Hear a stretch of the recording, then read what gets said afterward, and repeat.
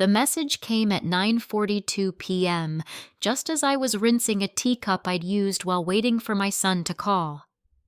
"Don't come to our house anymore. We want peace." I read it 3 times, then a 4th. My hands were still wet, but I didn't feel the water dripping down my wrists. Peace from me. I had just seen my granddaughter 2 days ago. She hugged me at the door. My son kissed my cheek. Nothing felt broken until this. And yet, something about the words didn't sound like him. It sounded colder, final, almost rehearsed. If you've ever been pushed away by someone you love without understanding why, I'd really like to hear your story. Please like and subscribe if this kind of story speaks to you, and tell me where you're watching from and what time it is where you are. I'm here, and I'm listening. My name is Joan Harrison, and until that message, I believed I understood my place in my son's life. I am 68 years old. I live in a modest 2-bedroom home just outside Columbus, Ohio, the same home my late husband and I bought over 40 years ago, when Daniel was still in elementary school. Back then, the walls were painted in bright colors, the backyard was filled with plastic toys, and laughter echoed through every room. Now the house is quieter. The walls are a softer shade of beige. The toys are gone, but the memories never left. Never. After my husband passed away 6 years ago, Daniel became my anchor. He called me every morning on his way to work. He stopped by on Sundays sometimes with nothing more than a coffee in his hand and that tired but genuine smile on his face. We didn't need grand gestures. We had a rhythm, simple, steady, comforting. When he married Rachel, I welcomed her the best way I knew how. Rachel was beautiful, polished, and organized in a way I never quite managed to be. She had a sharp mind and a sharper way of speaking when she wanted to, but in the beginning she was kind enough. She thanked me for meals, accepted my help, and smiled in that careful, measured way that never quite reached her eyes. But I told myself that not everyone expresses warmth the same way. When Sophie was born, everything changed. Not for the worse, at least not at first. I became grandma in the fullest sense of the word. I held that little girl when Rachel was too exhausted to keep her eyes open. I rocked her to sleep in the same chair I had used for Daniel decades earlier. I learned the routines, the feeding schedules, the tiny preferences only someone who spends hours with a child begins to notice. Daniel used to say, "Mom, we couldn't do this without you." And I believed him. I picked Sophie up from daycare when Rachel worked late. I stayed overnight when she was sick. I brought casseroles, folded laundry, paid for groceries once or twice when Daniel mentioned things were tight this month. It never felt like a burden. It felt like love in its most natural form, quiet, practical, consistent. But somewhere along the way, something shifted. It wasn't sudden. It never is. It started with small things. Rachel insisting they needed more structure in their home, which meant I should call before coming over, even though I always had. Then it became comments about boundaries said in a tone that suggested I had crossed lines I didn't know existed. I adjusted. I stepped back. I waited to be invited. Daniel still called, but less often. Sunday visits became occasional dinners. Then even those grew shorter, more rushed, like something he needed to check off a list. I told myself it was normal. People get busy, families change, children grow up. But I never imagined it would lead to a message like that. Don't come to our house anymore. We want peace. Peace. The word echoed in my mind long after I set my phone down. 2 days before that message, I had been standing in their kitchen watching Sophie open the small birthday gift I brought her. It wasn't anything extravagant, just a book she had mentioned wanting and a soft sweater in her favorite shade of blue. She threw her arms around me the moment she saw it. "Grandma?" "I love it," she said, her voice bright and genuine. Rachel stood nearby, arms crossed loosely, offering a polite smile. "You didn't have to do that, Joan," she said. "I wanted to," I replied. Daniel had leaned in and kissed my cheek before I left. "Thanks for coming by, Mom," he said. "It means a lot." Nothing in that moment hinted at rejection. Nothing felt strained enough to justify being cut off entirely. So what changed in 48 hours, I replayed every second of that visit in my mind. Did I say something wrong? Did I overstep without realizing it? Did Rachel interpret something as criticism? I searched for clues, the way you search for a missing item, desperately turning over every memory, hoping something obvious would reveal itself. But there was nothing. Only that word. Peace. As if my presence had been a source of conflict. As if my love had somehow become noise. I picked up my phone again that night and read the message once more, hoping it would soften the second time. It didn't. It felt even colder. More final. I typed out a response, erased it, then typed again. "Daniel, is everything okay? Did I do something to upset you?" I stared at the words for a long moment before pressing send. The message showed as delivered, then nothing. Minutes passed. Then an hour. Then 2. No reply. I tried calling, telling myself maybe texting wasn't enough. Maybe tone had been lost. Maybe there was a misunderstanding that could be cleared up with a simple conversation. The call went straight to voicemail. "Hi, you've reached Daniel. I can't take your call right now." I hung up before the beep. I didn't want to leave a message that sounded desperate. I didn't want to beg for access to my own son's life. So I waited. The next morning, I sent Sophie a short message. "Good morning, sweetheart. I hope you liked your book. I love you." It felt safe, neutral, harmless. No response.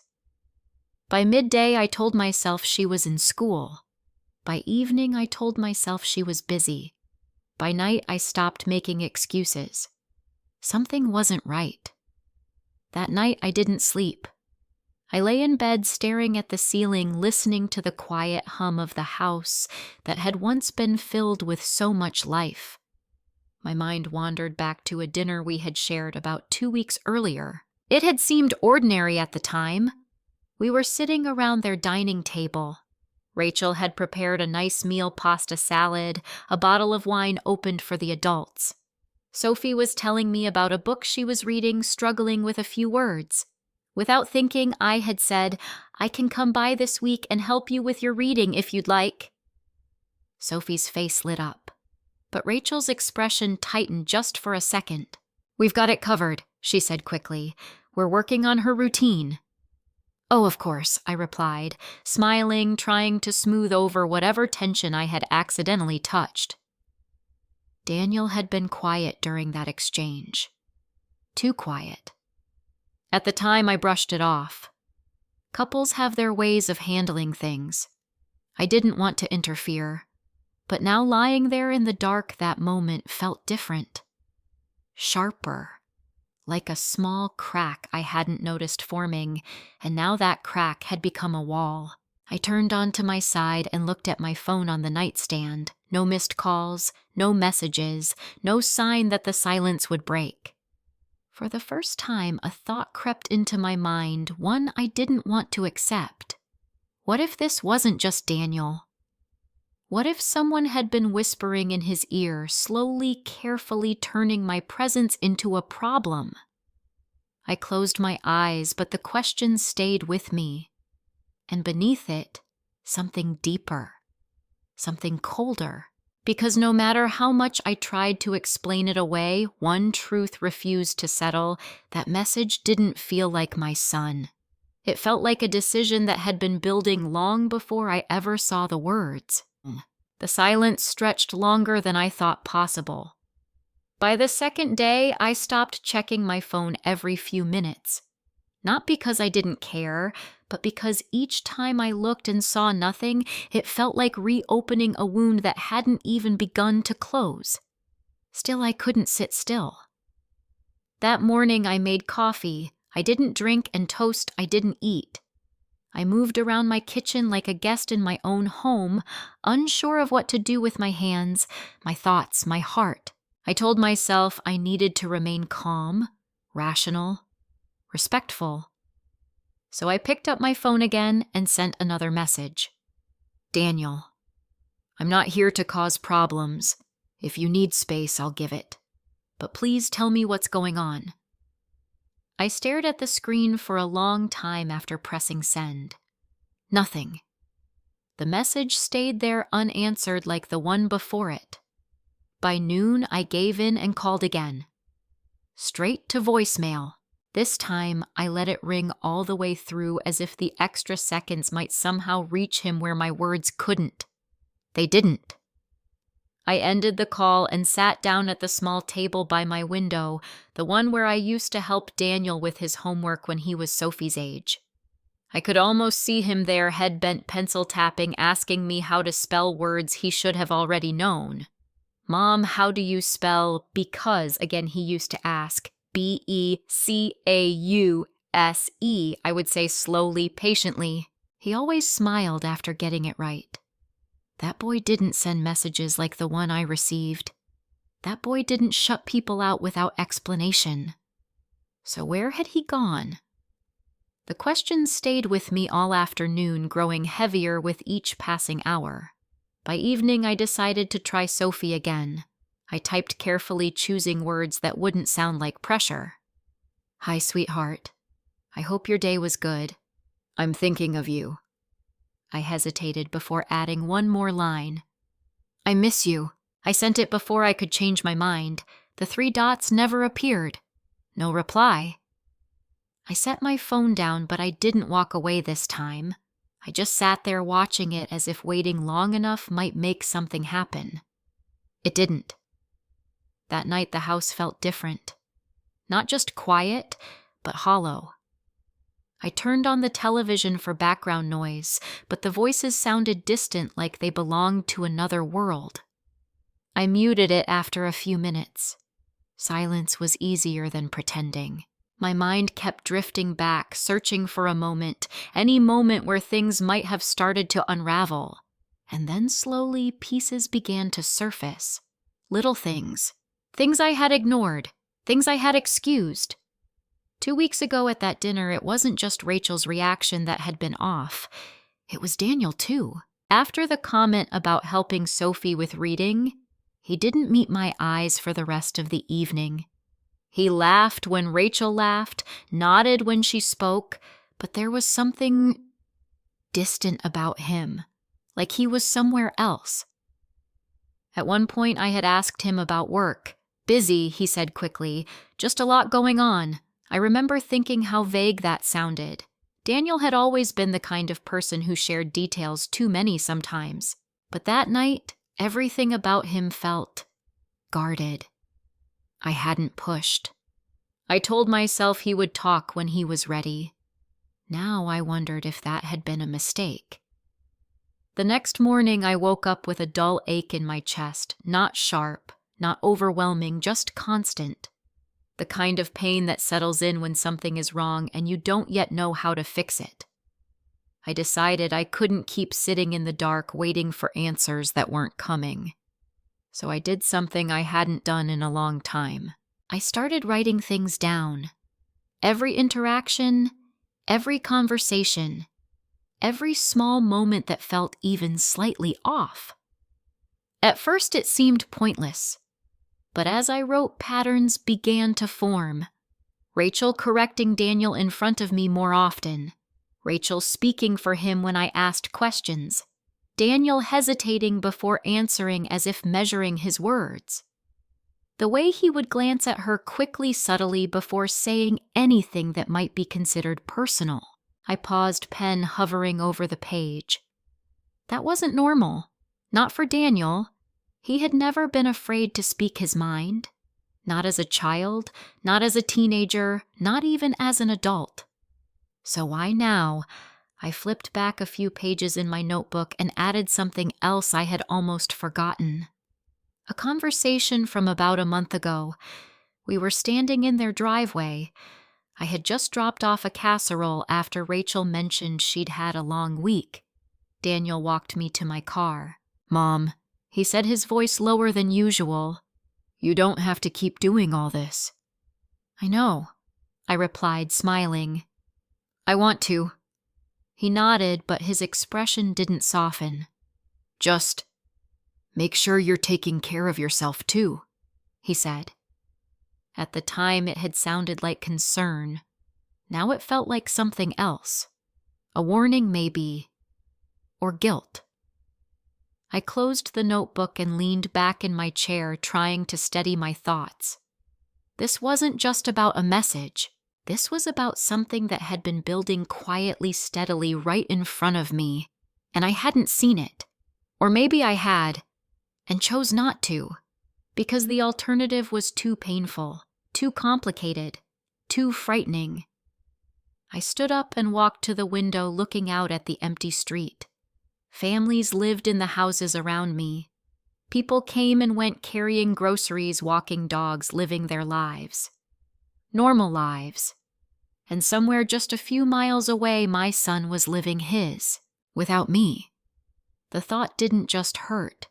It unsettled me.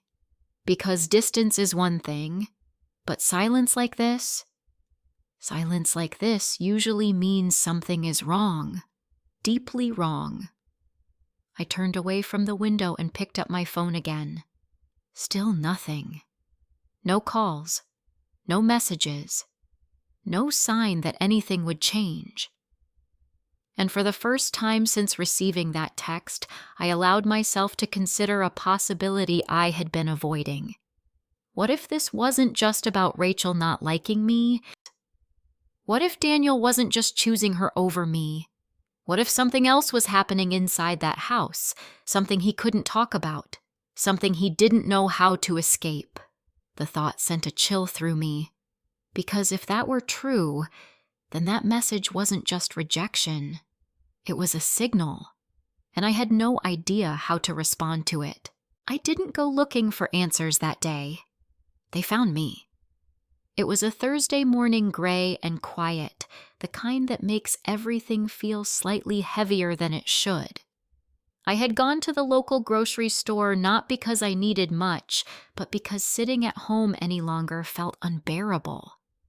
I moved slowly through the aisles, picking up items I already had, putting them back, trying to focus on something ordinary. Bread, milk, apples, simple things. Things that didn't ask questions. I was standing near the canned goods when I heard someone say my name. "Mrs. Harrison?" I turned a little startled. A man in his late 30s stood a few feet away, holding a basket with a few items inside. It took me a moment, but then I recognized him. "Mark," I said, surprised. Mark Bennett had been one of Daniel's closest friends in high school. He used to come over after football practice, raiding our refrigerator like it belonged to him. Back then he was all energy and noise. Now he looked more settled, still kind-eyed, but quieter. "Wow," he said with a small smile. "It's been a while." "It has," I replied, returning the smile, though mine felt weaker. "How have you been?" "Good. Busy, you know how it is." He shifted his weight slightly, glancing at the items in his basket. "Hey, how's Daniel doing?"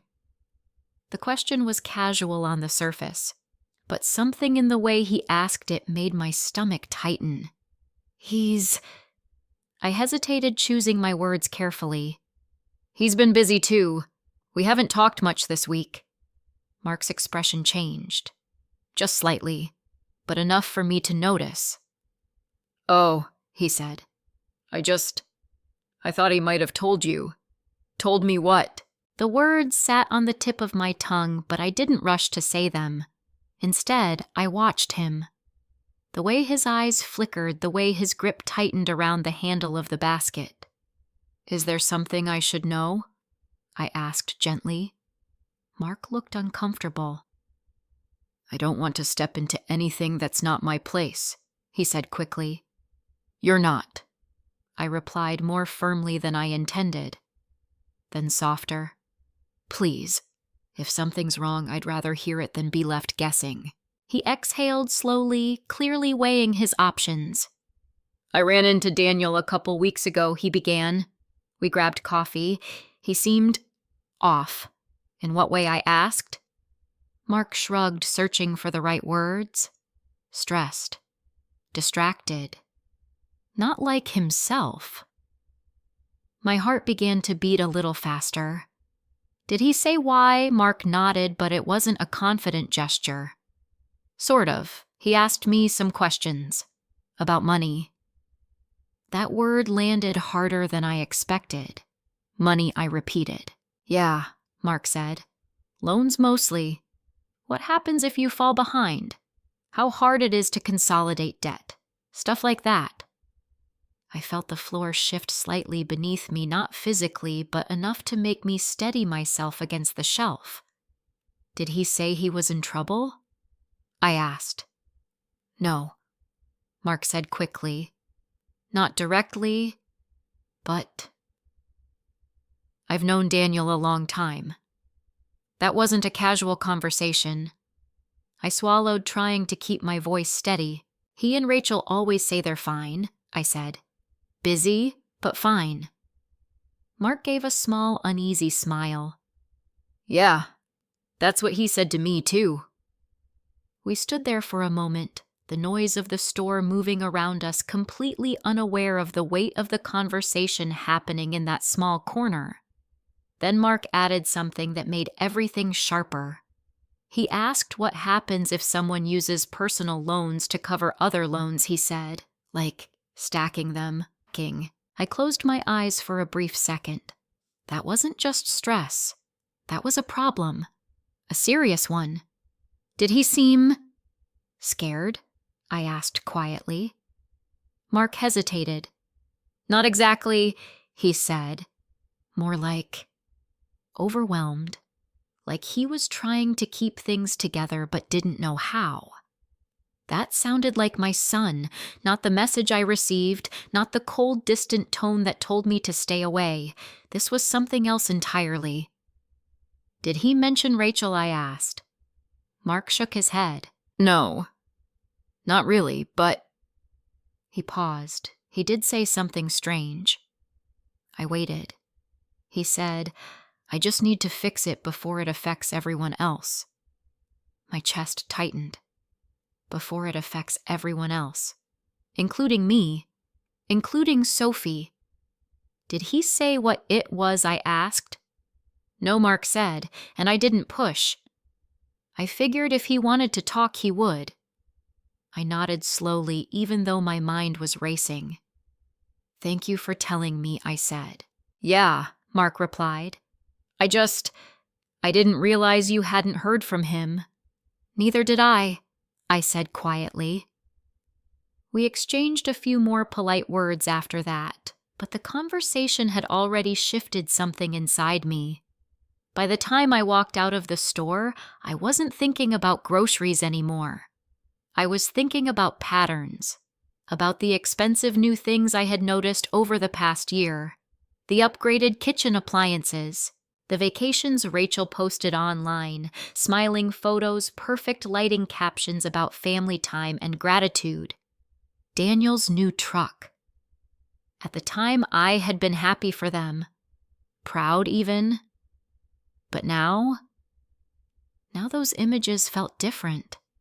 Not like success. Like strain. I sat in my car for a long moment before starting the engine. My hands rested on the steering wheel, but I didn't move. Because the more I thought about it, the less sense it made. If Daniel was in financial trouble, real trouble, why would he push me away? Why wouldn't he come to me? I had helped before. Not in huge ways, but enough. A bill here, groceries there. I had never made him feel small for needing support. So why now? Why cut me off completely? Unless The thought came slowly, but once it formed, it refused to leave. Unless someone didn't want him to come to me. Unless someone wanted to control how the situation unfolded. I stared straight ahead, my reflection faintly visible in the windshield. Rachel. I didn't want to think it. I didn't want to believe it.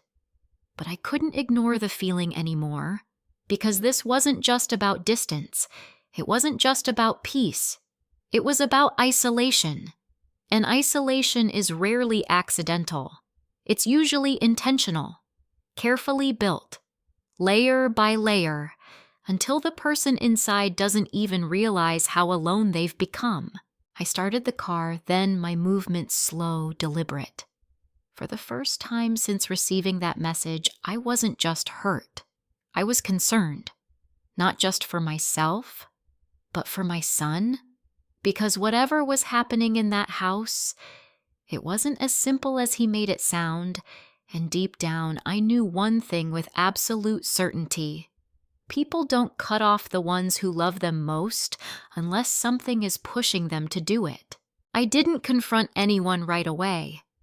At my age, you learn that rushing into a situation without understanding it only makes things worse. Emotions may demand action, but wisdom demands patience. So instead of calling Daniel again, instead of driving to his house and demanding answers, I did something quieter. I paid attention. That afternoon, I sat at my kitchen table with a notebook and a pen, the same one I had started using the night before. At first, it felt almost foolish, like I was turning my own life into a case file. But the more I wrote, the more the pieces began to settle into place. I wrote down every conversation I could remember from the past year, every visit, every small uncomfortable moment I had dismissed at the time. Rachel correcting Daniel's tone in front of me. Rachel stepping in to answer questions I had directed at him. Rachel deciding when visits should end.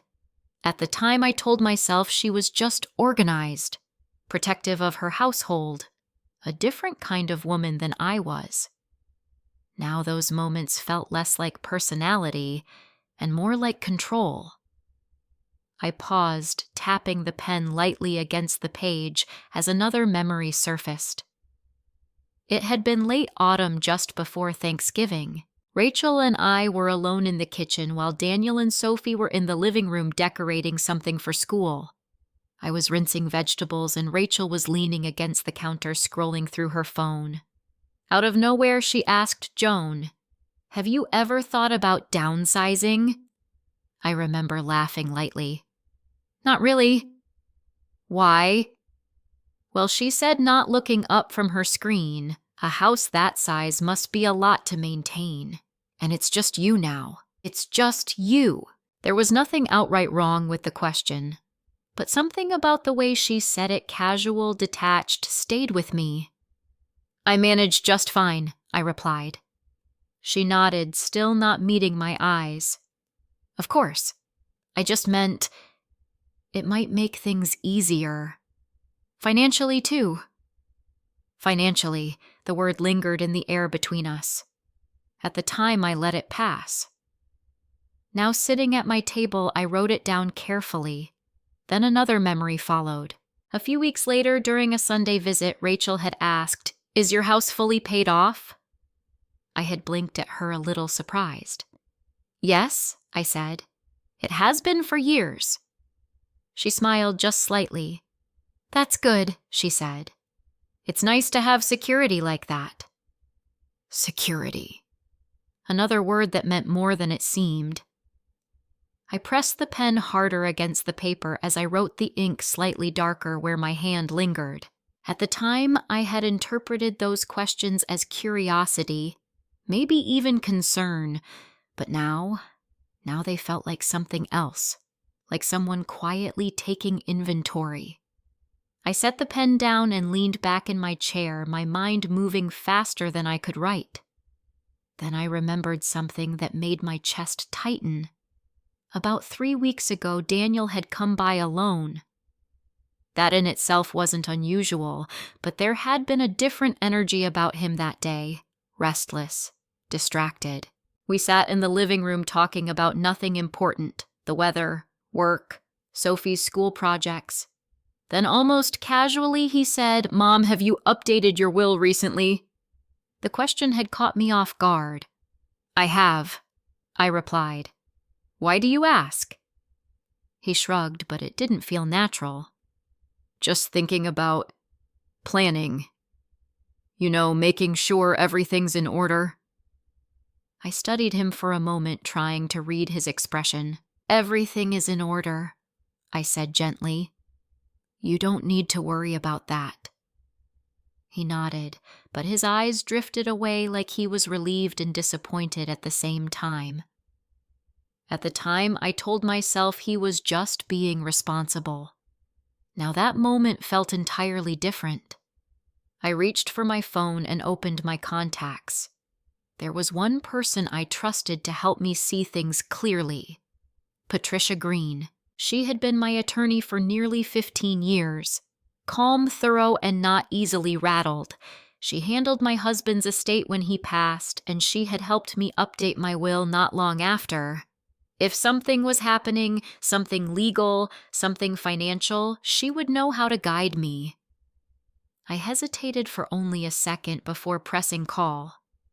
Joan Patricia's voice came through warm but professional. "It's good to hear from you. What can I do for you?" "I'd like to schedule an appointment," I said, "as soon as possible." "Of course," she replied. "Is everything all right?" I glanced down at the notebook in front of me, at the words I had written, at the pattern that was becoming impossible to ignore. I'm not sure I said honestly, but I think I need to make sure it will be. We set a time for the following morning. After I hung up, I felt something I hadn't felt since receiving that message. Not relief, not exactly, but direction. That evening, I walked through my house slowly, seeing it differently. The framed photos on the walls. Daniel as a boy grinning with missing teeth. Daniel on his wedding day standing beside Rachel, both of them smiling for the camera. Sophie as a toddler sitting on my lap, her tiny hand wrapped around my finger.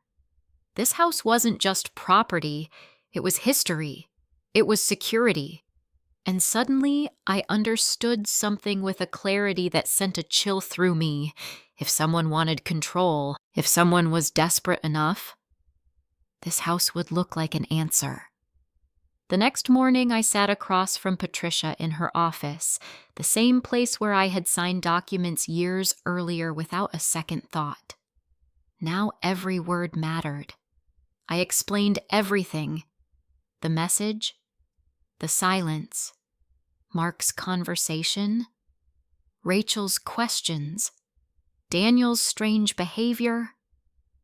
Patricia listened without interrupting, her expression steady but attentive. When I finished, she folded her hands neatly on the desk. "Joan," she said carefully, "you've done the right thing by coming here." "Am I overreacting?" I asked. "No," she said firmly. "You're being cautious. And in situations like this, caution is not a weakness. It's a necessity." I exhaled slowly, some of the tension leaving my shoulders. "What should I do?" I asked. "First," she said, "we review your current documents. Make sure everything is exactly as you want it and that no one has access they shouldn't." "I've never given anyone access," I said. "That's good," she replied. "We'll confirm it anyway." She opened a file and began going through the details with me, my will, my property, my accounts. Everything was still secure, still mine. But then she looked up at me with a slightly more serious expression. Second, she continued, "I want you to start documenting everything." "I've already started," I said, gesturing to my notebook. She nodded approvingly. "Good. Dates, times, conversations, messages. Anything that feels off, even if it seems small." I hesitated before asking the question that had been forming in my mind. "Do you think someone is trying to take advantage of me?" Patricia didn't answer immediately. She chose her words carefully. I think she said slowly that you are in a position where someone might see an opportunity. Whether they act on it depends on many things. I felt a cold weight settle in my chest. And Daniel? I asked quietly. She held my gaze. From what you've told me, she said your son may be under pressure. Financial pressure can make people act in ways they normally wouldn't. I nodded, even though it hurt to hear. But that doesn't mean you compromise your safety, she added. Emotionally or financially. I left her office with a folder in my hand and a clearer mind than I had in days. But clarity doesn't always bring comfort. Sometimes it brings something else. Awareness. And awareness comes with responsibility. Because now I couldn't pretend this was just about hurt feelings. This was about something deeper, something more dangerous. And for the first time since that message appeared on my phone, I realized something that changed everything. I wasn't just being pushed away. I might have been deliberately moved out of the way. The call came just before noon.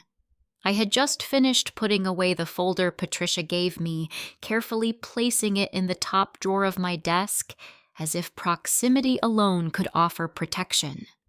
The house was quiet again, but not the same kind of quiet as before. This one had edges, sharp ones. My phone rang and I glanced at the screen, hoping to see Daniel's name. Instead, it was a number I didn't recognize. For a brief moment, I considered letting it go to voicemail. Lately, unknown calls felt like one more thing I wasn't ready to deal with. But something nudged me. I answered. Hello? Hi, is this Joan Harrison? A woman's voice asked, professional measured, but not unkind. Yes, speaking. My name is Karen Mitchell. I'm the school nurse at Brookside Elementary. I'm sorry to bother you, but you're listed as an emergency contact for Sophie Harrison. My heart tightened instantly. What happened? I asked, standing up without realizing it. She's okay, Karen said quickly, but she had a bit of an episode this morning. She became very anxious during class, shortness of breath shaking. The teacher brought her to me. I pressed my hand against the edge of the table, steadying myself. Did she say what caused it? Karen hesitated slightly. She mentioned hearing her parents arguing last night. Loudly. I closed my eyes for a moment. Of course. Have you been able to reach her parents? I asked. We tried, Karen replied. We left messages, but we haven't heard back yet. That didn't surprise me. Not anymore. Is Sophie still there? I asked. Yes. She's resting in my office. I just wanted to make sure someone she trusts knows what's going on. I appreciate that, I said softly. Thank you for calling me. After we hung up, I stood there in silence, my thoughts moving too quickly to settle. Sophie, anxiety, arguments, unanswered calls. The picture was becoming clearer and more troubling. I spent the rest of the afternoon pacing between the living room and the kitchen, my phone never leaving my hand. I considered calling the school back, offering to come get Sophie, but I stopped myself. I had been told not to come. Don't come to our house anymore. The words echoed again. They hadn't mentioned the school, but the boundary felt bigger than just a house. It felt like a line drawn across an entire relationship. So I waited. Again. But this time waiting felt different. Heavier. Because now I knew Sophie was in the middle of something she didn't understand. Something she couldn't escape. That evening, just as the sun began to dip below the horizon, my phone buzzed. A message. Not from Daniel. From Sophie. My breath caught as I opened it. Grandma? Are you mad at me? 4 simple words, and they broke something inside me. I sat down slowly, staring at the screen, my vision blurring slightly as emotion rose too quickly to contain. Mad at her. How could she even think that I typed back immediately? Oh, sweetheart, no. Never. I could never be mad at you. I love you so much. The response came faster than I expected. Mom said you don't want to see us anymore. My chest tightened painfully. That wasn't what happened. That wasn't what I said. Who told you that I typed even though I already knew? Mom said it's better if you stay away, that things are calmer without you. Calmer. Another word for peace. I swallowed hard, choosing my next words carefully. I would never choose to stay away from you, Sophie. You are my heart. There was a pause this time, long enough to make me wonder if the conversation had ended. Then another message appeared. Then why doesn't Dad call you that question? It cut deeper than anything else, because I didn't have an answer, not one I could give her. I think your dad is dealing with some things right now, I replied slowly.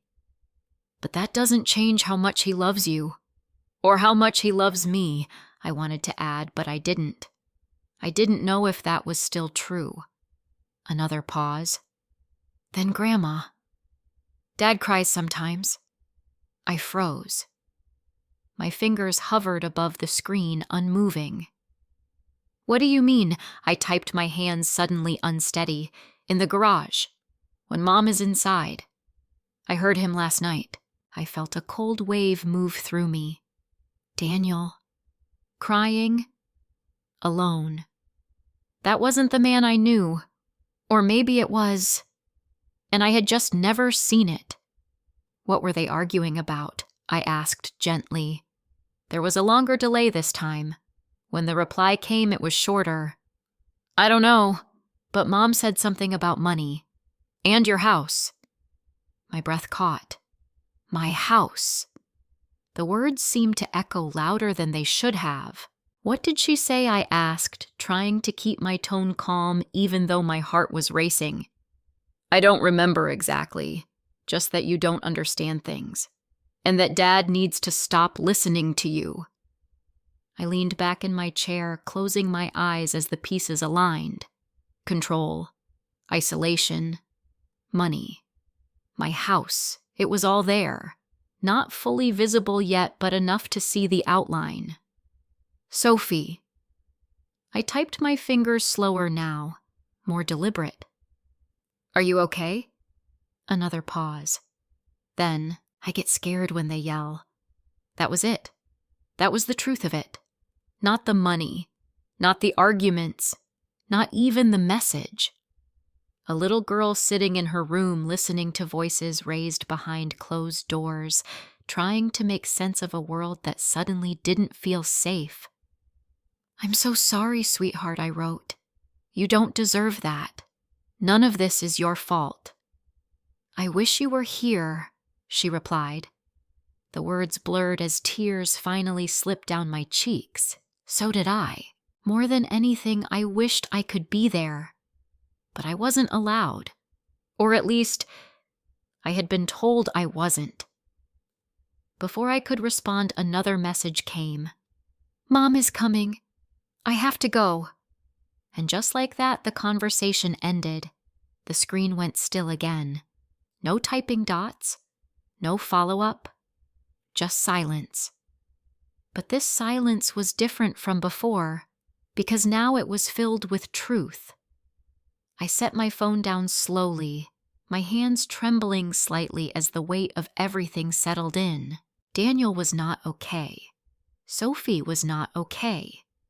And Rachel was controlling the narrative, controlling what was said, what was believed, who was allowed in, and who was kept out. I stood up and walked to the window, looking out at the fading light. The world outside looked the same, calm, orderly, peaceful. But inside that house just a few miles away, peace did not exist. Not real peace. only silence forced into place, only tension hidden behind closed doors. And now, for the first time, I understood something clearly. That message wasn't just rejection. It was a barrier. A carefully placed wall designed to keep me from seeing what was really happening, to keep me from interfering, from asking questions, from helping. I pressed my hand lightly against the glass, my reflection staring back at me. Tired, sad, but no longer confused, because the truth was beginning to surface. And once you see the truth, you can't go back to not knowing. After Sophie's message, I couldn't pretend anymore. Whatever had been happening behind that closed door wasn't just tension or stress. It was something that was beginning to spill over. Into her school, into her breathing, into her sense of safety, and I knew with a certainty that settled deep in my bones that waiting quietly on the outside was no longer enough. But I also knew I couldn't rush in blindly, so I chose something in between. I told myself I would just drive past their house, nothing more, just to see. Just to reassure myself that things weren't as bad as they felt. That evening, just before dusk, I got into my car and drove the familiar route I had taken so many times before. Every turn felt heavier now, every street lined with memories that no longer felt entirely safe. When I reached their neighborhood, I slowed down instinctively. The houses looked the same: trim lawns, quiet sidewalks, porch lights flickering on as the sun dipped lower. Children played in driveways. Neighbors waved at each other. Normal. Everything looked normal.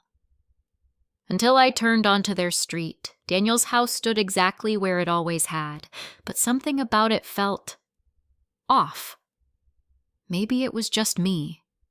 Maybe it was everything I now knew pressing into what I saw.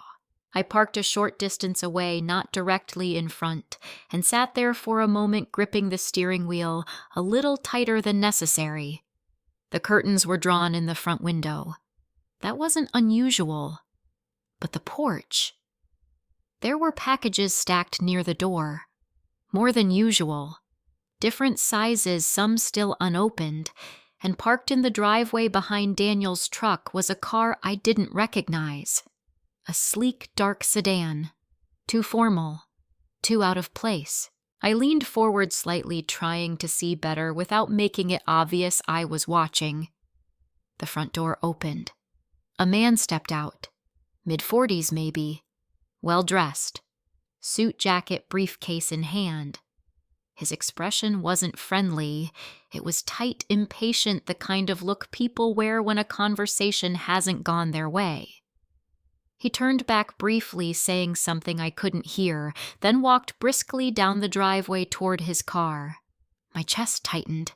That wasn't a friend. That wasn't a neighbor. That was someone there for a reason. And whatever that reason was, it wasn't good. The man got into his car and drove off without hesitation.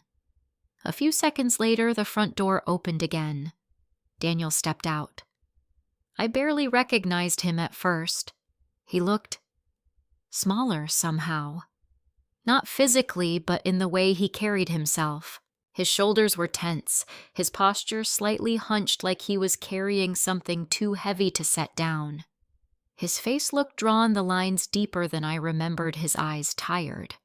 Older. Worn. He stepped onto the porch and paused, running a hand through his hair in a gesture I had seen since he was a teenager. Frustration. Then suddenly he slammed his hand against the wooden railing. The sound echoed even from where I was sitting. I flinched. Daniel rarely showed anger like that. Not outwardly. Not physically. He stood there for a moment, breathing heavily, then pulled his phone from his pocket. He stared at it.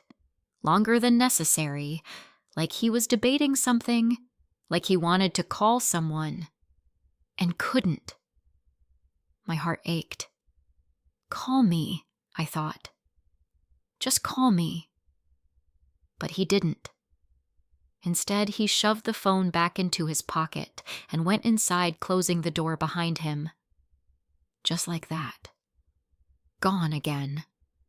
I sat there frozen, my mind racing. That was not a man in control of his life. That was not a man who had everything handled. That was a man under pressure. Real pressure. And whatever that man in the suit had said, it had pushed him to the edge. I stayed there for a few more minutes watching the house, hoping for another sign. A light turning on. A shadow moving past the window. Anything. But nothing happened.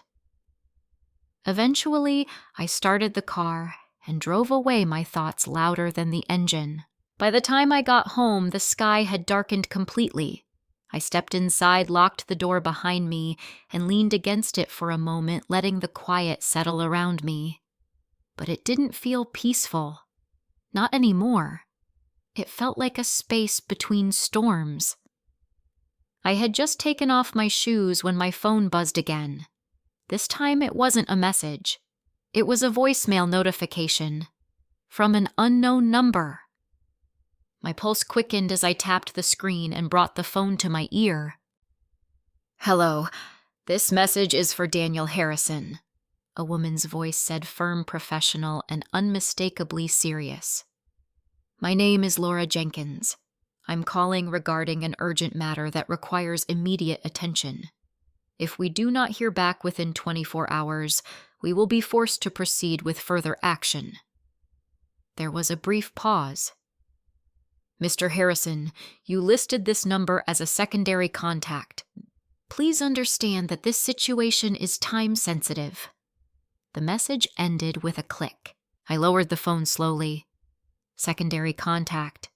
He had listed me, without telling me, which meant whatever he was dealing with had reached a point where my name was being pulled into it.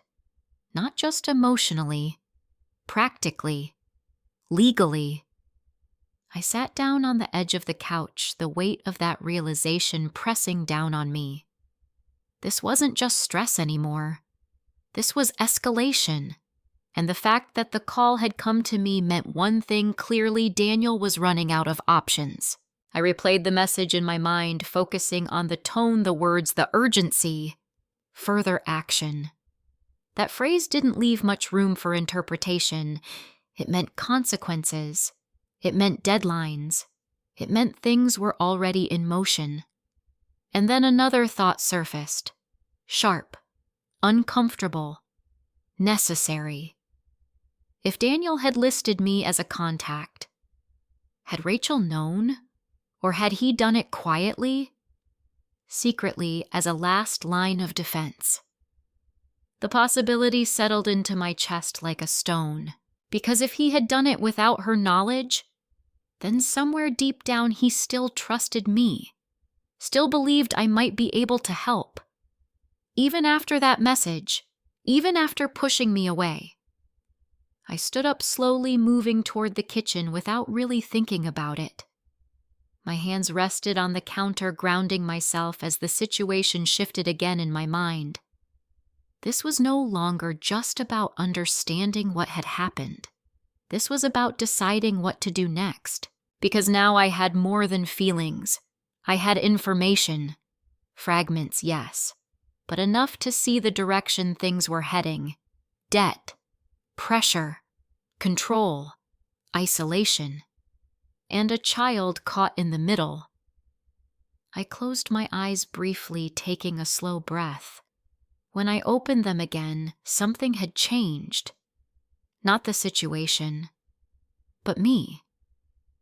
Because for the first time since this began, I wasn't just reacting, I was preparing. And whatever was coming next, I knew one thing for certain. I would not stand by and watch my family unravel from the outside. Not anymore. I didn't sleep much that night. Not because I didn't try, but because every time I closed my eyes, the same images replayed themselves in quiet, relentless loops. Daniel on the porch slamming his hand against the railing. The man in the suit walking away with tight, controlled anger. Sophie's message, Dad cries sometimes, and then that voicemail. Further action. By morning, I knew one thing clearly.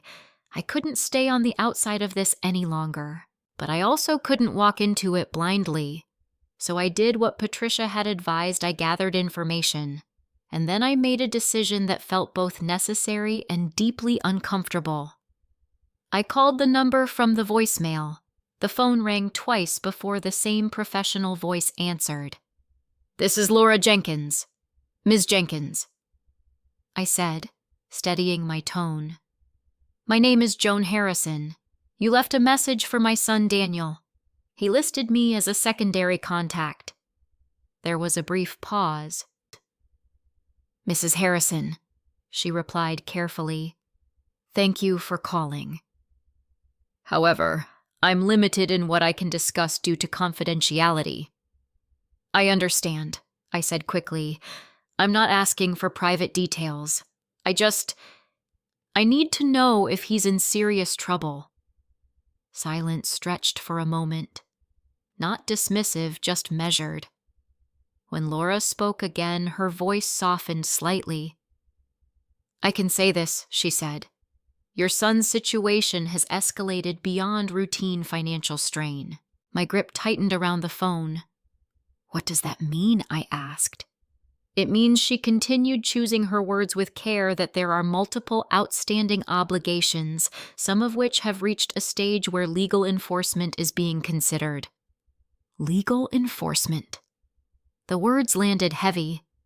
"Is he in danger of losing his home?" I asked quietly. Another pause. "I cannot confirm specific assets," she said. "But I can tell you this: if no action is taken, the consequences will not be small." I closed my eyes for a second, absorbing that. "Thank you for your honesty," I said. "There's one more thing," she added. I waited. "In one of the documents we have on file," she said, "your name appears in a context that suggests family involvement." A chill moved through me. "In what way?" I asked. "I'm not at liberty to provide details," she replied, "but I would advise you to be cautious about any requests you may receive in the near future, especially those involving financial or property matters." My heart began to beat faster. "Are you saying someone might ask me for money?" I asked. "I'm saying," she said carefully, "that when situations reach this level, people sometimes look for solutions outside traditional channels." Outside traditional channels. It was a polite way of saying what I already suspected. They might come to me. I thanked her again and ended the call, setting my phone down slowly on the table. For a moment, I just stood there staring at nothing. Then I sat down and opened my notebook again. I wrote everything she had said, word for word. Then I added something of my own. "This is bigger than Daniel." Because it was. Daniel was in trouble, yes, but the way things were unfolding, the secrecy, the isolation, the careful positioning, it pointed to something more deliberate, something planned. And that brought me back to one person: Rachel. I didn't want to jump to conclusions. I didn't want to turn suspicion into accusation without proof, but I couldn't ignore the pattern anymore. Rachel asking about my house. Rachel asking about my finances. Rachel controlling access to Daniel. Rachel telling Sophie that I was the problem. And now there was documented evidence that my name had been included somewhere in a financial context I had never agreed to. That wasn't coincidence. That was strategy. Later that afternoon, I did something else Patricia had suggested. I reviewed everything: my accounts, my property records, my legal documents. Everything was still intact, untouched, secure. But security isn't just about what has happened. It's about what could happen. And for the first time, I considered a possibility that made my stomach turn. What if Rachel had been preparing for this? What if isolating me wasn't just about control, but about access? I stood in my living room looking around at the walls that had held my life for decades. This house wasn't just a building. It was stability. It was something Daniel had never had to worry about because I had always made sure it was there. And now it might be exactly what someone else wanted. The thought settled heavily in my chest, not as panic, but as clarity. Because once you see something for what it is, you can't pretend it's something else. That evening, as the light outside faded again, I sat quietly with a cup of tea I didn't drink. My phone lay on the table beside me, still silent. No messages from Daniel. No calls. No sign that anything had changed. But something had. Inside me. Because now I wasn't just waiting for answers. I was beginning to understand the question. And the question wasn't, why did my son push me away? It was, who needed me out of the way? And why I picked up my phone and scrolled through my contacts until I found Patricia's name again. I didn't call. Not yet. But I knew I would. Because the next step wasn't emotional. It wasn't about confronting Daniel or Rachel. It was about protecting myself. Legally. Carefully. Completely. And then, only then, would I decide how to step back into my son's life. Because I would step back in. Not as someone begging to be included. Not as someone willing to ignore what I had seen. But as someone who understood the situation for what it was. Dangerous. Not just financially, but emotionally, strategically, and deeply, deeply wrong. I looked down at my hands resting quietly in my lap. They weren't shaking anymore. The fear was still there. The sadness too, but beneath both of those, there was something new. Something steady. Resolve. Because whatever this was, whatever Rachel had set in motion, it had gone far enough.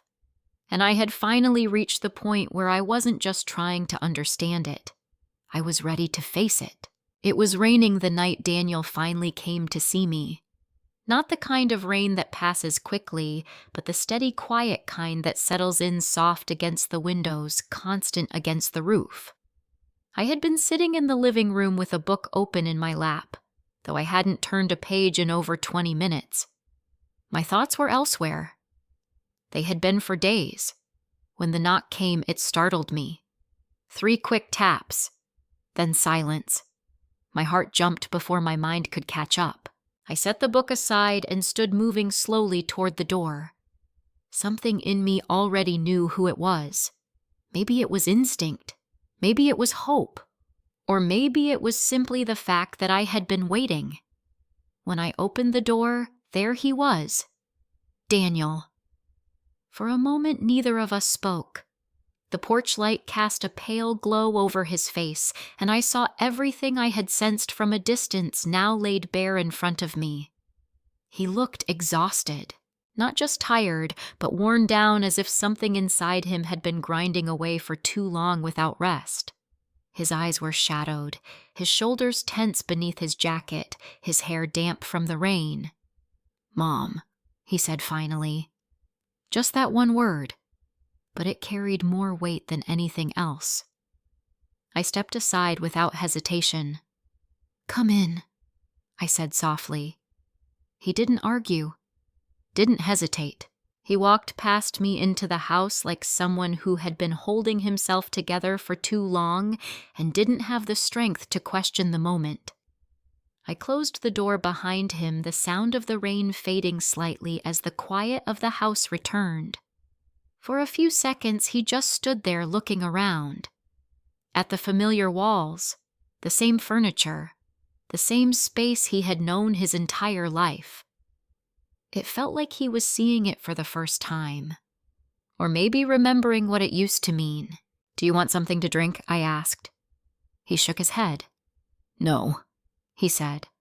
I just needed to talk to you." The words landed gently, but they stirred something deep in my chest. I nodded and gestured toward the living room. We sat across from each other, the small table between us holding the untouched cup of tea I had made earlier. For a moment the silence returned. Not the empty kind. The heavy kind. The kind filled with everything that hadn't been said. I let him sit in it. I didn't rush him. I had learned over the years that people speak more honestly when they don't feel pushed. Finally, he leaned forward, resting his elbows on his knees, his hands clasped together tightly. I didn't know how to come here, he admitted. His voice was low, strained. I didn't know what to say. I watched him carefully.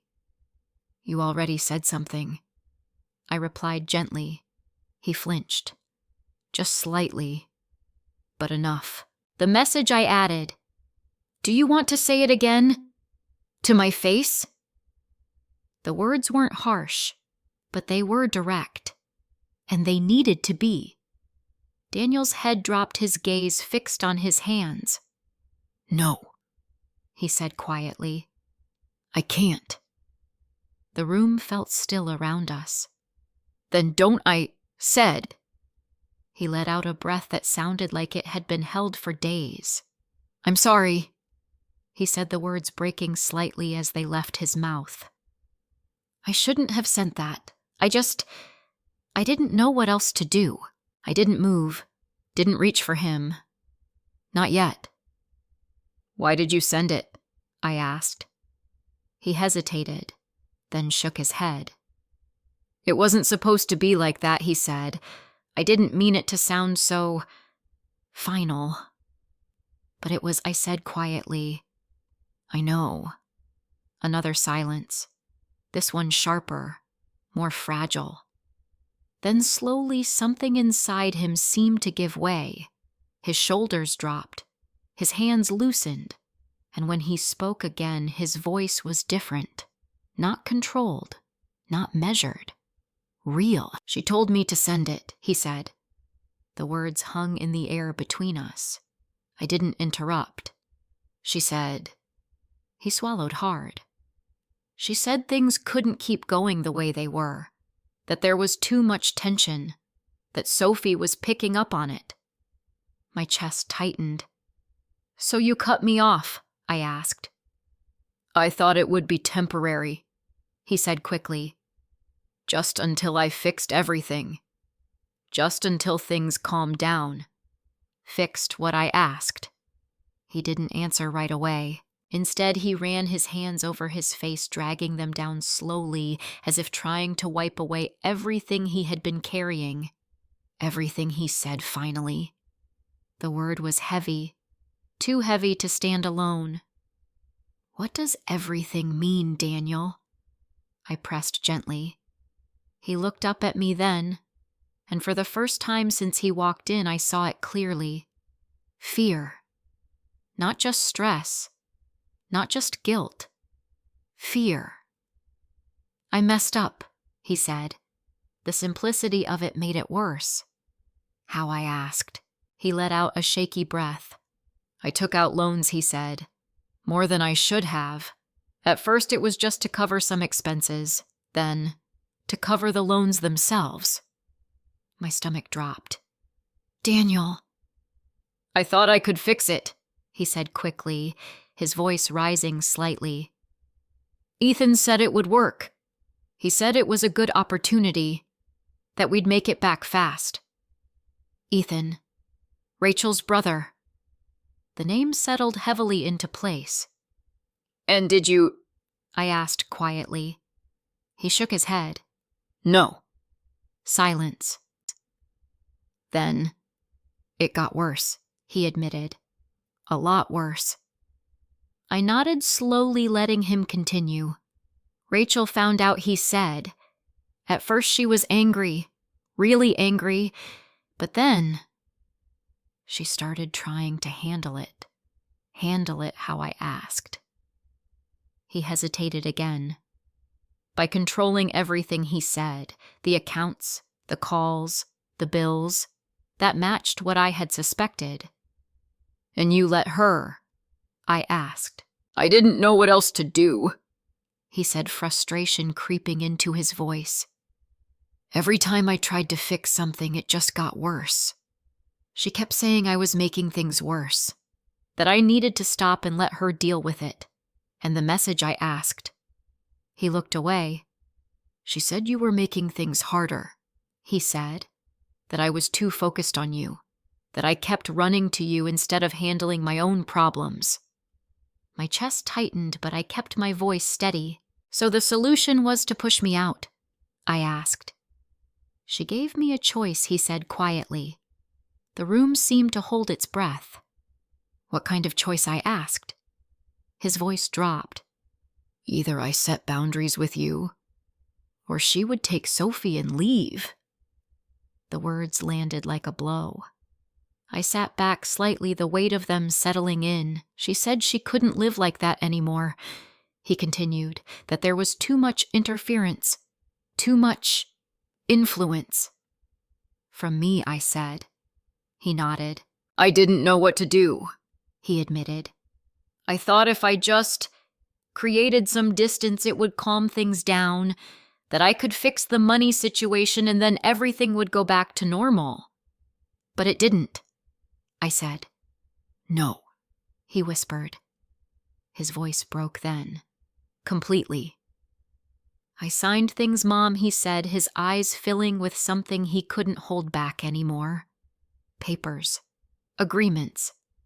I didn't even fully understand all of them. I just trusted that it would help. A cold wave moved through me. What kind of papers? I asked. I don't even know all of it, he admitted. Loans? Consolidation agreements? Something about restructuring? Rachel said it would buy us time. And did it? I asked. He shook his head again. No. It just made everything bigger. The room fell silent once more, but this silence was different. Not empty, not confusing. Clear. Painfully clear. I looked at my son, the man sitting in front of me, and saw not just his mistakes, but the weight of them, the fear, the shame, the desperation. And underneath it all, the same boy who once asked me how to spell because. I should have come to you, he said, his voice barely above a whisper. From the beginning. I know that. Yes, I said quietly. The truth didn't need to be softened. I was ashamed, he continued, and then it just got bigger and bigger, and I didn't know how to fix it without making everything worse. And now I asked. He looked at me, his expression raw. I don't know what to do, he said. For a moment, I just sat there letting everything settle. The message, the silence, the lies, the pressure, the fear. It all made sense now. Not in a way that made it okay, but in a way that made it real.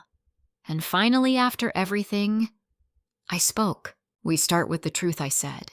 He nodded slowly, and then he asked. I held his gaze.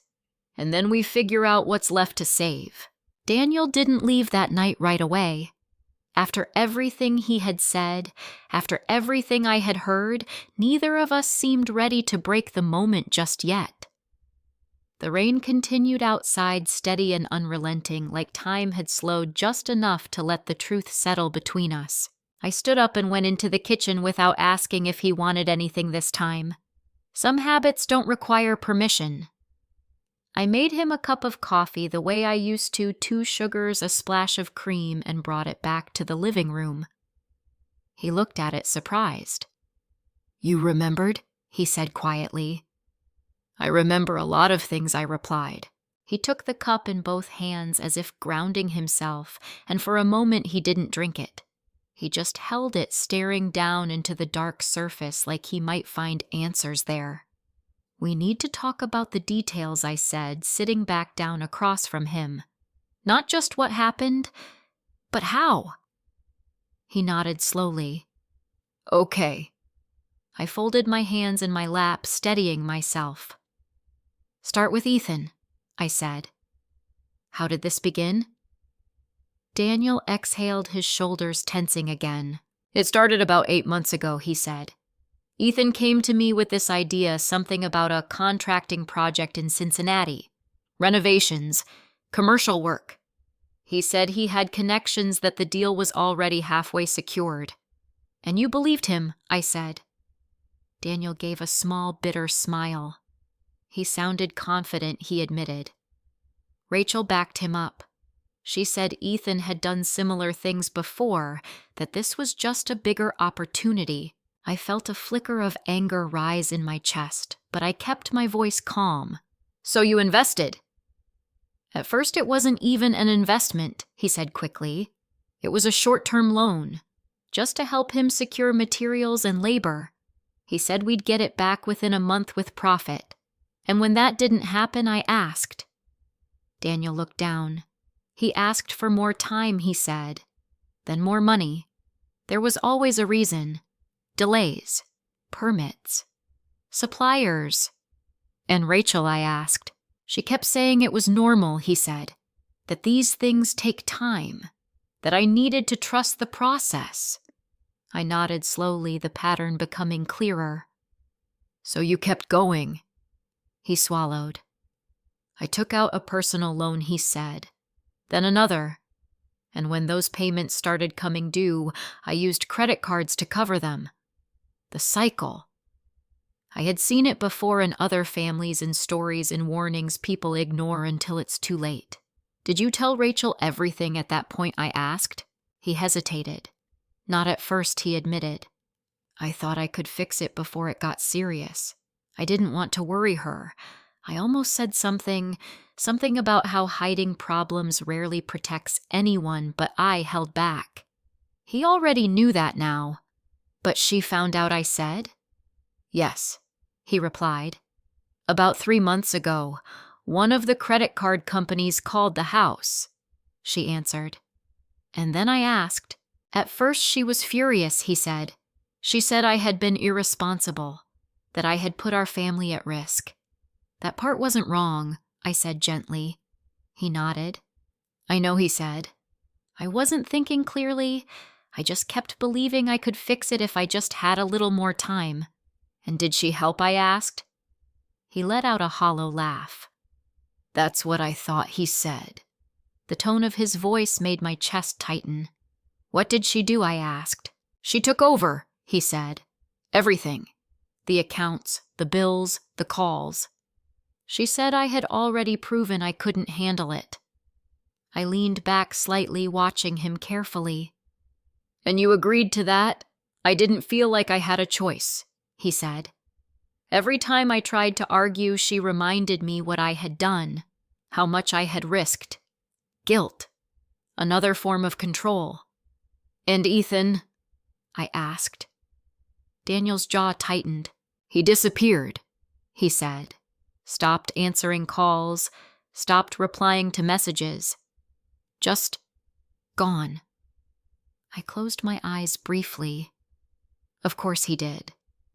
So now the debt is entirely yours, I said. Yes.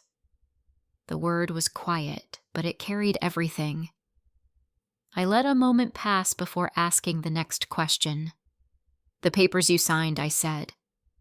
What were they? Daniel shifted uncomfortably. Some were loan consolidations, he said. Others? I'm not entirely sure. Rachel said they would restructure everything, make the payments manageable. And did you read them, I asked. Not all of them, he admitted. She said there wasn't time. That if we didn't act quickly, things would get worse. I felt a cold edge settle into my thoughts. Pressure. Urgency. Limited time. Classic tactics. Daniel. I said carefully, Did any of those papers involve me? He looked up startled. What do you mean? My name, I said. My house? My accounts?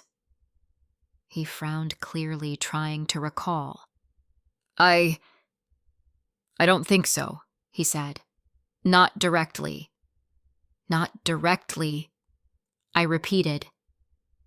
There were discussions, he admitted slowly. Rachel said that if things got really bad, we might need to look at other options. What kind of options, I asked, though I already knew. He hesitated. Family support, he said. I held his gaze.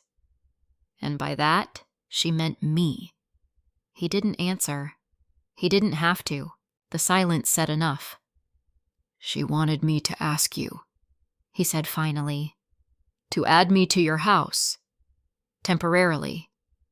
Just as a safety measure. My chest tightened, but my voice remained steady. And did you ask? He shook his head immediately.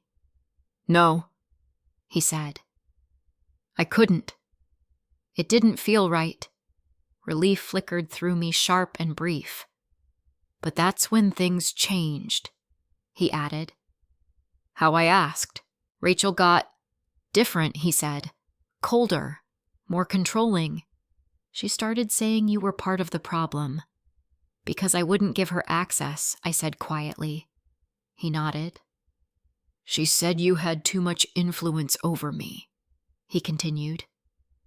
That every time things got difficult, I turned to you, instead of standing on my own. I let that sit for a moment. And then she gave you the choice, I said. Yes, me, or her. And Sophie, he added, his voice breaking slightly. The weight of that settled heavily between us. I leaned back in my chair, my mind moving through everything he had told me. The loans, the manipulation, the pressure, the isolation. It all fit. Too well. Daniel, I said finally, my voice calm but firm. You made mistakes. I know, he said quickly. I know I did, but you also let someone else take control of the situation. I continued, and that made everything worse. He didn't argue, because he couldn't. And now I said we have to deal with what's real. He looked at me, his expression uncertain. What does that mean? He asked. It means, I said, choosing my words carefully, that I am not going to fix this by writing a check. He blinked, surprised. I didn't come here for money, he said quickly. I know, I replied, but we both need to be clear about that from the beginning. He nodded slowly. Okay. It also means, I continued, that I am not signing anything, not adding anyone to my house, not giving access to my accounts. I wouldn't ask you to, he said. You might not, I said, but someone else already has. His expression tightened. Rachel, he said. Yes, silence fell again, but this time it felt different, more grounded, more honest. So what do we do? He asked. I looked at him, really looked at him, at the man he had become, at the mistakes he had made, at the weight he was carrying, and I answered the only way I could. We start with the truth, I said, and we build from there. He nodded slowly.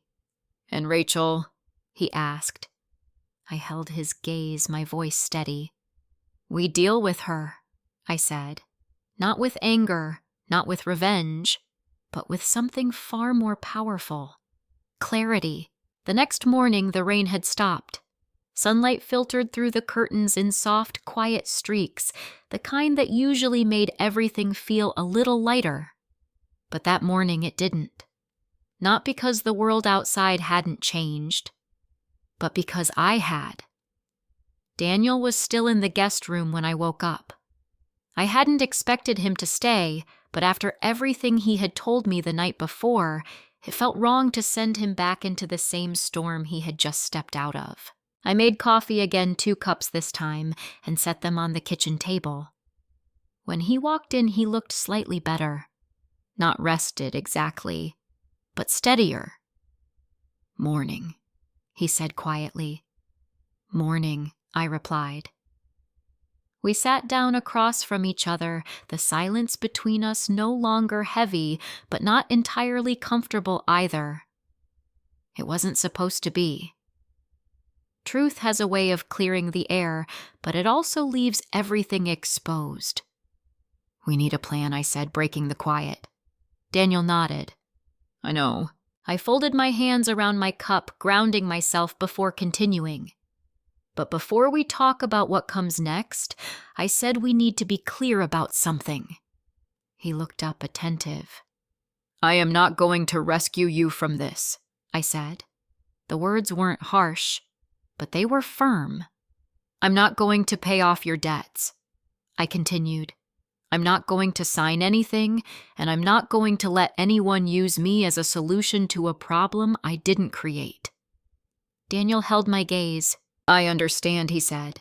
I studied his face carefully, searching for any sign of resistance.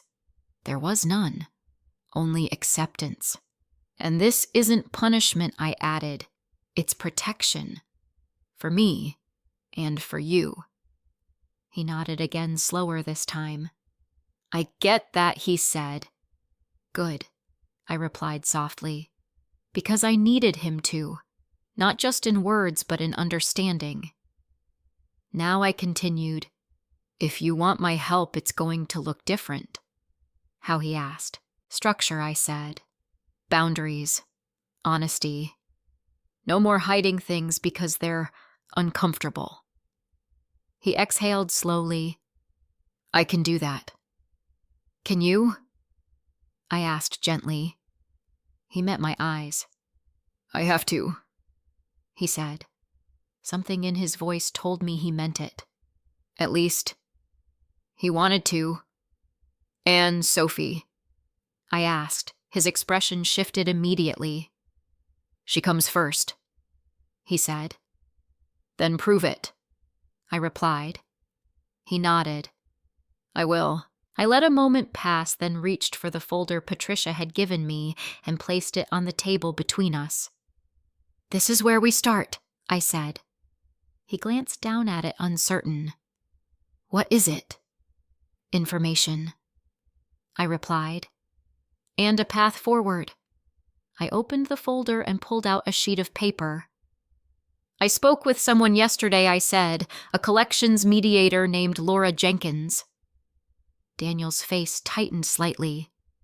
She called you? He asked. You listed me as a secondary contact, I said calmly. He looked down, guilt flashing across his face. I didn't think they'd actually call you, he admitted. They did, I said. Which means your situation has escalated. He didn't argue, because he knew it was true. She confirmed that legal action is being considered. I continued. That means you don't have time to avoid this anymore. I know, he said quietly. Good, I replied. Because avoidance is what got you here. He winced slightly but didn't protest. From this point forward, I said everything needs to be documented. Every debt, every agreement, every communication. That's going to take time, he said. Then you start now, I replied. He nodded. I will. And Daniel. I added, my voice softening just slightly. You don't do it alone, but you don't do it by hiding behind me either. I understand, he said again. We sat in silence for a moment, letting the weight of the conversation settle. Then he asked the question I had been waiting for. What about Rachel I didn't answer right away? Because the truth was, Rachel was no longer just part of the problem. She was a force within it. We don't confront her emotionally, I said finally. He frowned slightly. Why not? Because she's expecting that, I replied. She knows how to handle emotions. She knows how to twist them, redirect them, use them. He nodded slowly. That's true, he admitted. So we don't give her that, I said. We deal with facts, documentation, boundaries. And if she refuses, he asked. Then we escalate, I said simply. The word hung in the air. What does that mean? He asked. It means legal options, I replied. It means protecting yourself and Sophie properly. He leaned back slightly, processing that. I don't want it to get that far, he said. I don't either, I replied. But wanting something doesn't make it reality. Silence settled again, but this time it felt like a pause before action, not uncertainty, decision. There's something else, I said. He looked at me. Rachel knows about my meeting with Patricia. His expression sharpened. How? I don't know, I admitted, but she referenced it in a message. That's not possible, he said. Isn't it? I asked. He hesitated, then shook his head slowly. I don't know anymore, he admitted. That's why we move carefully, I said. Because if she's paying attention to that level of detail, then she's not just reacting. She's planning, he said quietly. Yes. The words settled heavily between us, because that was the truth of it. This wasn't chaos. It was controlled, directed, and that made it more dangerous. What do you need me to do? Daniel asked. I looked at him, weighing my answer carefully. First, I said you gather everything. Documents, emails, messages, no filtering, no hiding. Okay, he said. Second, I continued. You stop letting Rachel control the flow of information. If someone calls, you answer. If something arrives, you read it. He nodded. Third, I said you prepare yourself for the possibility that this doesn't resolve quietly. His expression tightened. You mean separation? He asked. I mean reality, I replied. He looked down at his hands, his jaw tightening slightly. I never thought it would get to this, he said. Most people don't, I said gently. Another silence. Then I should have protected you, he said suddenly. I looked up at him, surprised. From all of this, he continued. From her. From me. The words hit deeper than I expected. Daniel, I said softly, you can't protect someone by shutting them out. I know that now, he said. And for the first time, I believed him, because growth doesn't sound perfect. It sounds like regret. Honest regret. I reached across the table, then placing my hand lightly over his. It wasn't forgiveness. Not fully. But it was something. We're going to get through this, I said. He looked at me, his eyes filled with something that hadn't been there before. Not fear. Not shame. Hope. Together, he asked. I held his gaze. Carefully, I said, because together didn't mean blindly, and love didn't mean surrender. Not anymore. Rachel didn't call. She didn't text. She didn't acknowledge Daniel's absence that morning, at least not in any way that reached me. And that silence, it wasn't empty. It was deliberate. By the second day, Daniel had returned to the house briefly, just long enough to gather some documents, clothes, and a few things Sophie had left behind during earlier visits. He told me Rachel had barely spoken to him. She just watched me, he said quietly when he got back. Like she was waiting to see what I'd do next. That didn't surprise me. Rachel didn't strike me as someone who reacted impulsively. She observed, calculated, adjusted, which meant we didn't have much time before she made her next move, and she did. It was late afternoon when the doorbell rang. Not a knock this time. A single firm press. Daniel froze in the living room when he heard it. We both knew who it was. I didn't rush. I walked to the door, calmly smoothing my hands against the sides of my sweater as I went, not out of nervousness, but out of intention. Control begins with presence. When I opened the door, Rachel stood there, composed as always, her hair perfectly in place, her expression carefully neutral. She wore a light coat, one hand resting casually against her side, the other holding her phone. "Joan," she said, her voice soft, almost warm. "Rachel," I replied evenly. For a brief moment, we simply looked at each other. Then she smiled. "I was hoping we could talk," she said. Of course she was. I stepped aside. "Come in." She entered the house with quiet confidence, her eyes moving quickly, not in curiosity, but in assessment. Daniel stood in the living room, his posture tense. "Daniel," she said, as if his presence surprised her. "Rachel," he replied, his voice tight. If she didn't acknowledge the tension directly. Instead, she turned back to me. "I think there's been a misunderstanding," she said gently. I didn't respond. I waited, because people like Rachel reveal more when they're given space. "I never wanted things to escalate like this," she continued. "Everything has just been overwhelming lately." Her tone was careful, measured. Just enough vulnerability to seem sincere, but not enough to feel real. Overwhelming how I asked calmly. She sighed softly, glancing at Daniel before looking back at me. "The financial situation," she said. "The stress. The pressure on our family." "You mean Daniel's debt?" I said. Her eyes flickered just for a second. "Yes," she said. "That."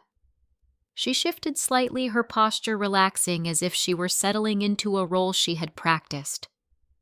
"I've been trying to manage everything," she continued. "Keep things stable. Protect Sophie, and sending me away was part of that," I asked. Her expression softened. "I didn't want it to come across that way," she said. "But there was tension, Joan. You have to admit that." "I don't," I replied simply.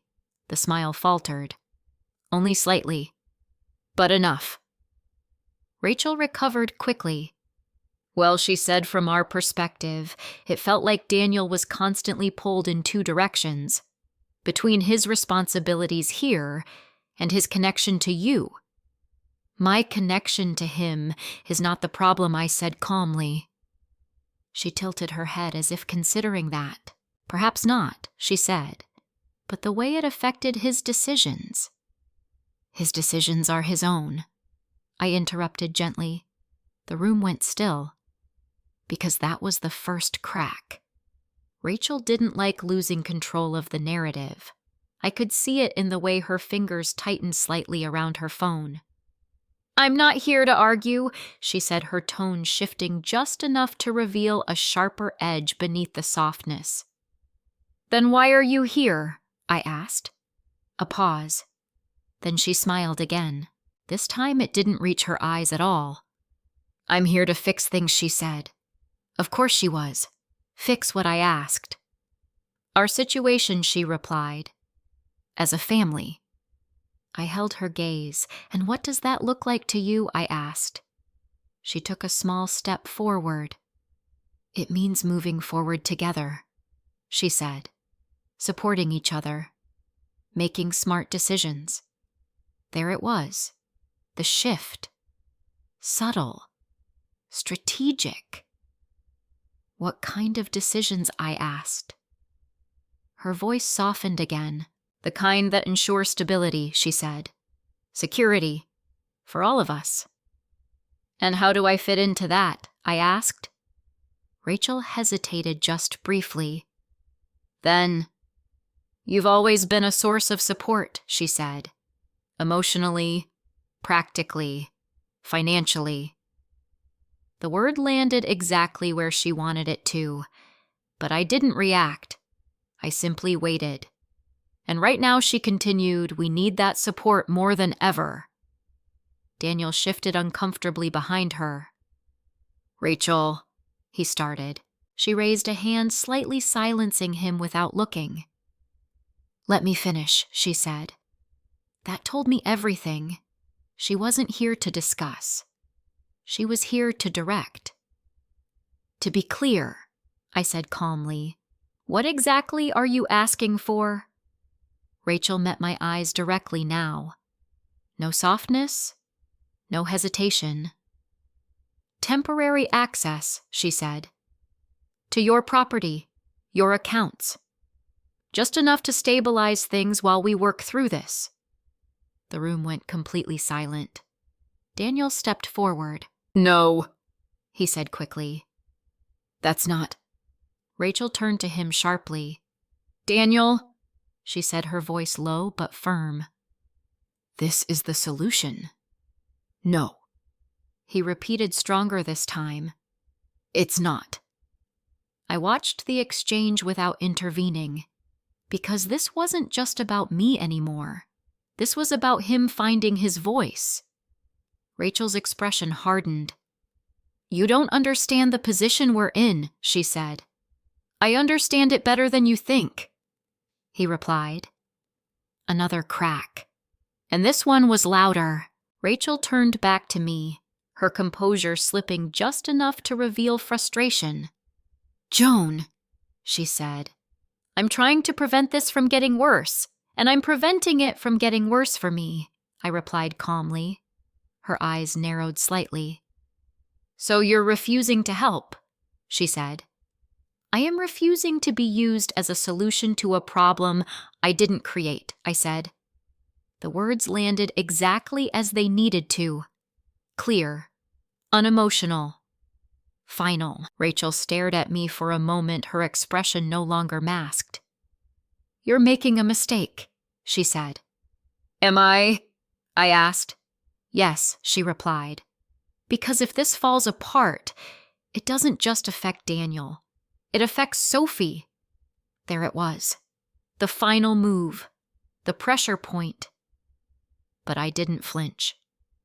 "Sophie deserves stability," I said. "Not manipulation."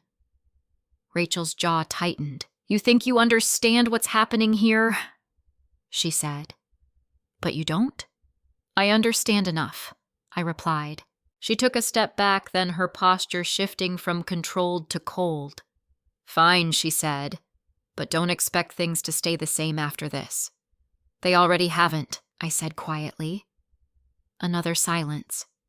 Then she turned toward the door, but before she left, she paused and said something that revealed everything. "People like you always think sacrifice earns loyalty," she said. "It doesn't." I didn't respond. I didn't need to, because in that moment, there was no doubt left. This had never been about family. It had been about leverage.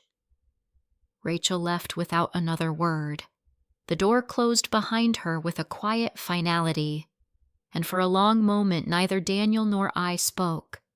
Then he exhaled slowly. "I didn't see it," he said. "I know," I replied. "But I do." Now he added. I nodded, and deep inside something settled, because the truth had finally stepped into the open. And once it does, there's no going back. The house felt different after Rachel left. Not quieter because it had already been quiet, but clearer. As if something that had been hovering just out of sight had finally taken shape, solid and undeniable. Daniel stood in the middle of the living room for a long moment, his hands at his sides, his shoulders slightly tense. "I didn't see it," he said again, almost to himself. I didn't interrupt, because this wasn't about convincing him anymore. This was about him understanding. "She didn't even try to hide it," he added, his voice low. "No," I said. "She didn't. And that was the part that mattered most. People only stop hiding when they believe they've already won."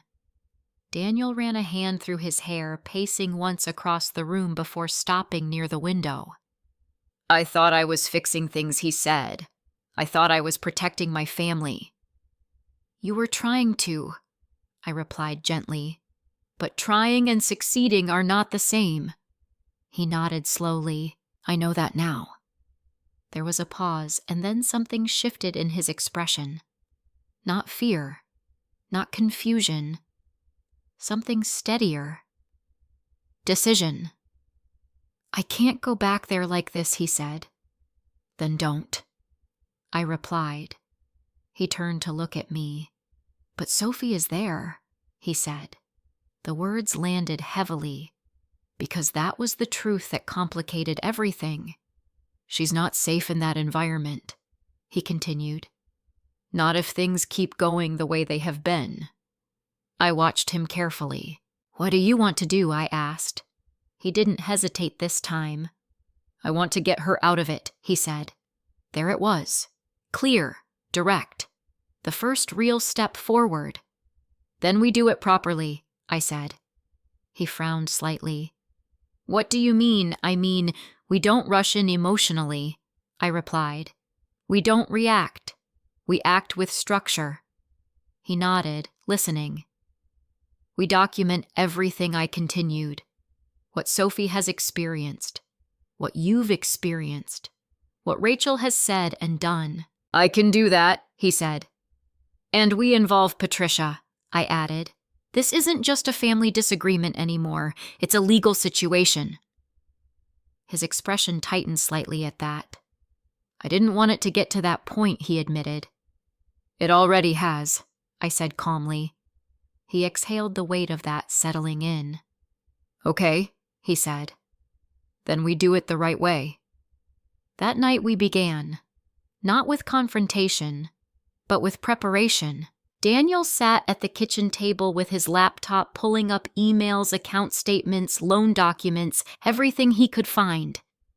I sat beside him with my notebook writing, organizing, asking questions when something didn't make sense. The more we uncovered, the clearer the picture became. Multiple loans, high interest rates, overlapping payment schedules, and several agreements that had been signed under pressure, some of them barely reviewed before being accepted. This one, I said, pointing to a document on the screen. What is this? Daniel leaned closer, squinting slightly. I think that's one of the consolidation agreements, he said. Think I repeated? He frowned. Rachel handled most of these, he admitted. She said it was easier if she kept everything organized. I nodded slowly. Convenient, I said. He didn't respond. Because he understood what I meant. We kept going for hours, piecing together a situation that had been intentionally kept fragmented. By the time we finished, it was well past midnight. Daniel leaned back in his chair, rubbing his eyes. I didn't realize how bad it was, he said. That's because you weren't meant to, I replied. He looked at me. You think she planned this? He asked. I think she adapted quickly, I said. And once she saw the opportunity, she didn't let go of it. He didn't argue, because the evidence was right in front of him. The next morning, we met with Patricia. She listened carefully as Daniel explained everything, his voice steady but heavy with the weight of his own choices. When he finished, she sat back in her chair, her expression thoughtful. This is serious, she said. I know, Daniel replied. But it's not irreversible, she added. A small shift, not hope. But possibility, what do we do? Daniel asked. Patricia folded her hands neatly on the desk. First, we protect the child, she said.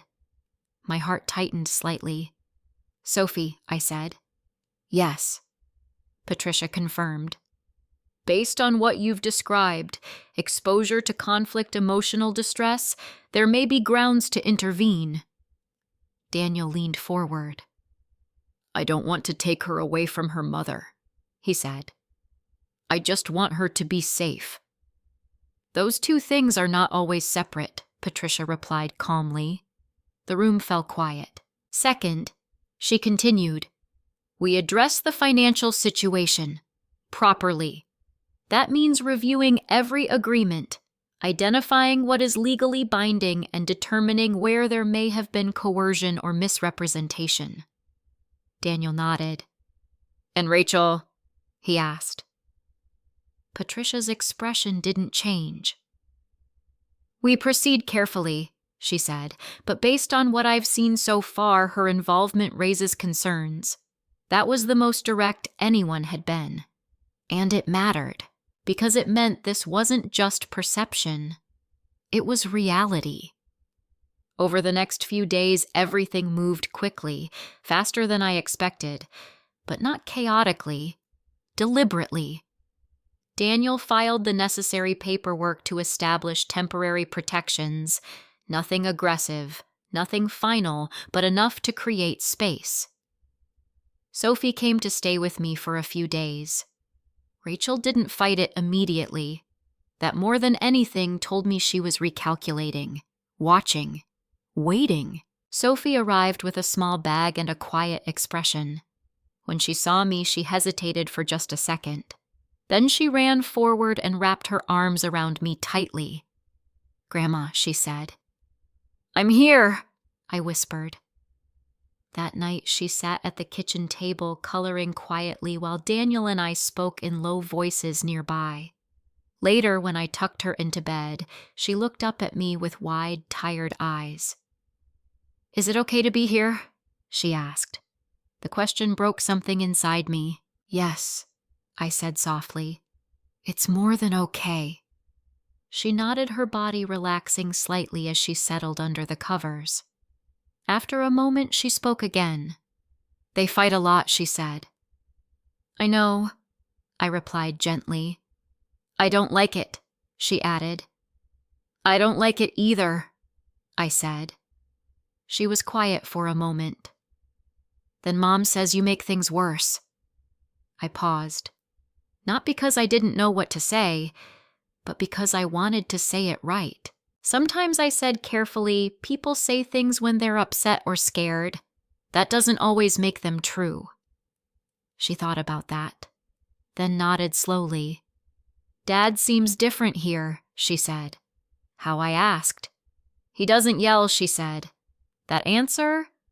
It stayed with me long after she fell asleep, because it wasn't complicated. It wasn't layered. It was simple. And sometimes simple truths are the most important ones. The next morning, as sunlight filled the house again, I stood in the kitchen watching Daniel help Sophie with her breakfast. It wasn't perfect. Nothing was. But it was calm, and for the first time in a long time, it felt like the beginning of something better. Not because the situation was resolved, but because the truth had finally taken its place. And from there, everything else could begin. The hearing was set for a Tuesday morning. It came faster than I expected, but not faster than we were ready for.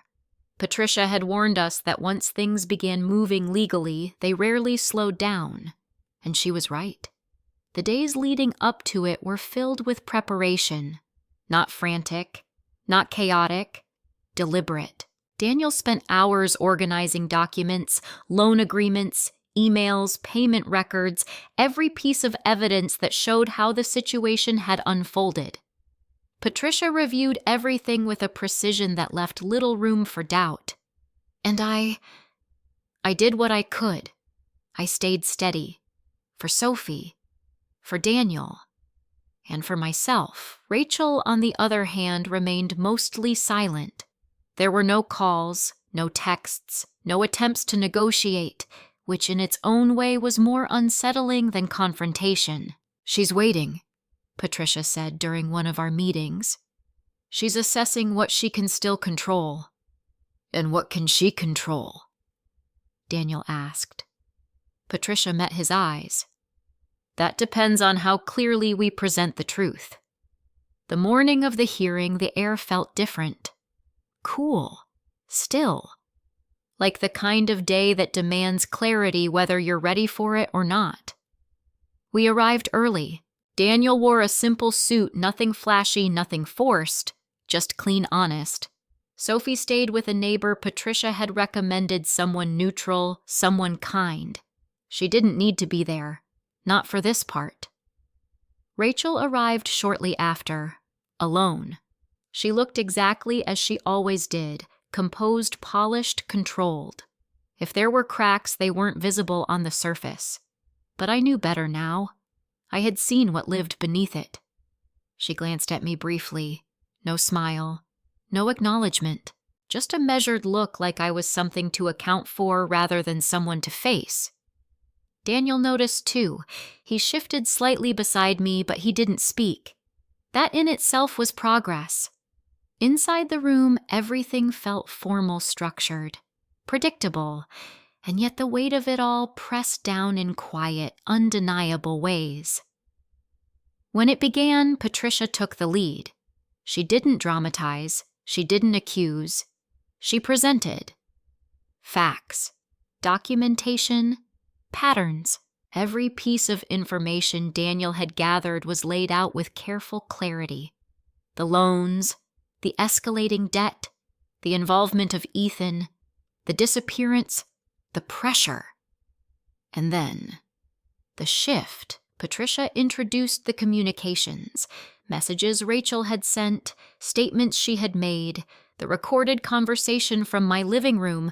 I felt it before I saw it. The change. Rachel's posture tightened slightly. Not enough for anyone unfamiliar to notice, but enough for me, because the mask doesn't crack all at once. It shifts, gradually. Then Daniel spoke. Not as a victim. Not as someone trying to escape responsibility, but as a man acknowledging his mistakes. I made decisions I shouldn't have, he said, his voice steady. I didn't ask for help when I should have, and I let things get worse before I faced them. The honesty in his voice filled the room. It wasn't perfect, but it was real. And the message Patricia asked gently. Daniel paused, then looked forward. I sent it, he said, but I didn't mean it the way it was written. I was under pressure. I thought creating distance would fix things. Did it? Patricia asked. No, he said simply. That word carried more weight than anything else he could have said. Rachel's turn came next, and for a moment, she returned to form, composed, measured. I've been trying to protect my family, she said. The financial situation became overwhelming, and I stepped in to manage it when Daniel couldn't. Her voice was calm, reasonable, almost convincing. But then, the details began to surface. The inconsistencies, the selective truths. Patricia didn't confront her aggressively. She didn't need to.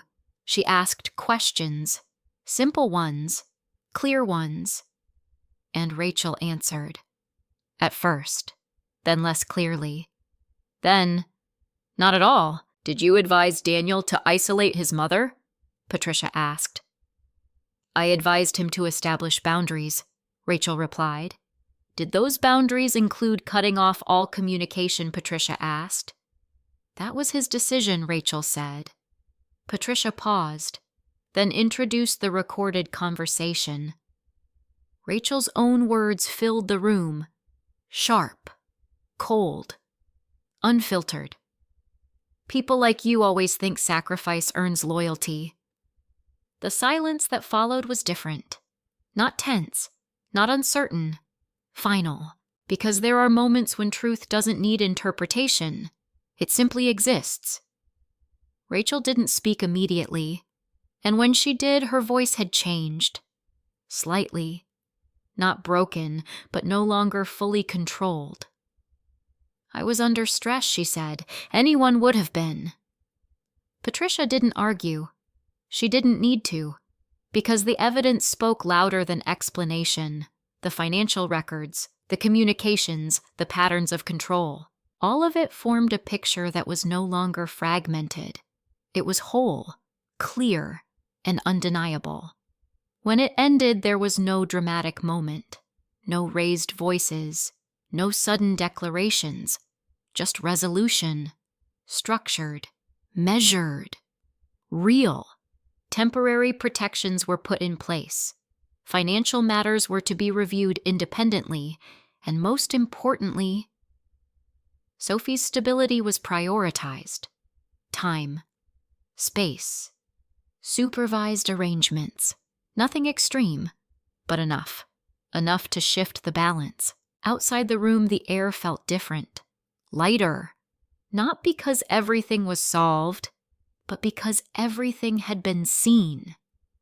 Rachel walked past us without stopping, but just before she reached the door, she paused.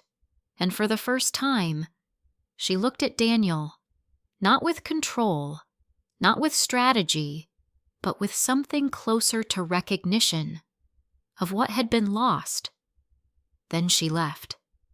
Daniel stood still for a moment, then exhaled slowly. "I thought it would feel different," he said. How I asked. "Bigger," he replied. "More final." I nodded.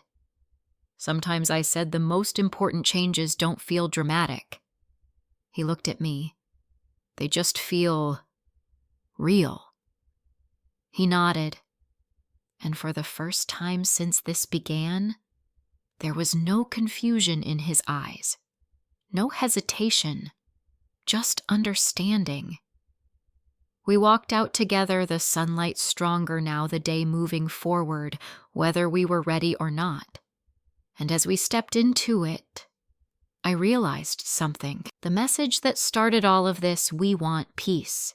It had never been about peace, not real peace, but now, for the first time, we were beginning to understand what that actually meant. It took time for things to settle. Not days, not even weeks, months. The kind of slow, quiet time where nothing feels dramatic, but everything is changing underneath the surface.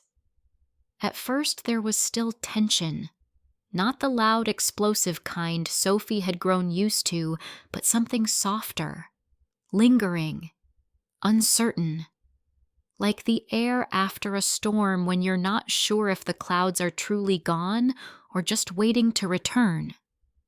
Daniel moved into a small townhouse about 15 minutes away from me. It wasn't much, just 2 bedrooms, modest furniture, a kitchen that echoed slightly when you walked through it, but it was his, and more importantly, it was honest. There were no illusions in that space, no carefully constructed appearances, just the reality of starting over. He took a second job, not because anyone told him to, because he chose to. Every morning he left early. Every evening he came home tired, but present. More present than I had seen him in a long time. Sometimes he came by my house after work, not out of obligation, not because he needed something, but because he wanted to. And that mattered more than anything he could have said. Sophie visited every weekend. At first she was quiet, cautious, like she was waiting for something to go wrong. The first Saturday she stayed over, she sat on the couch beside me, her hands folded neatly in her lap, her eyes moving around the room as if she was trying to remember how to relax. "You can choose the movie," I told her gently. She looked at me surprised. "Really?" she asked. "Really?" She hesitated for a second, then smiled. A small one, but real. That night she fell asleep with her head resting against my shoulder, her breathing slow and steady in a way I hadn't heard in a long time. Peace. Real peace. Not silence forced into place. Not control disguised as calm, but the kind that comes when no one is afraid. Daniel sat across from us watching quietly. He didn't say anything. He didn't need to. I could see it in his face, the understanding, the regret, and something else. Gratitude. Not for what I had done, but for what I had not done. I hadn't fixed everything for him. I hadn't erased his mistakes. I hadn't stepped in and made it all disappear. I had let him face it. And because of that, he had changed. Not all at once, Not perfectly, but genuinely. Rachel remained distant. There were scheduled visits, structured conversations, legal boundaries that kept everything clear. She didn't try to charm her way back into control. She didn't try to confront me again. If anything, she became quieter, more reserved, like someone who had realized that the ground beneath her wasn't as stable as she once believed. Sophie still saw her. Of course she did, and I never spoke badly about her. Not to Sophie, not to anyone, because this wasn't about turning one person into a villain and another into a hero. It was about truth, and the truth was complicated.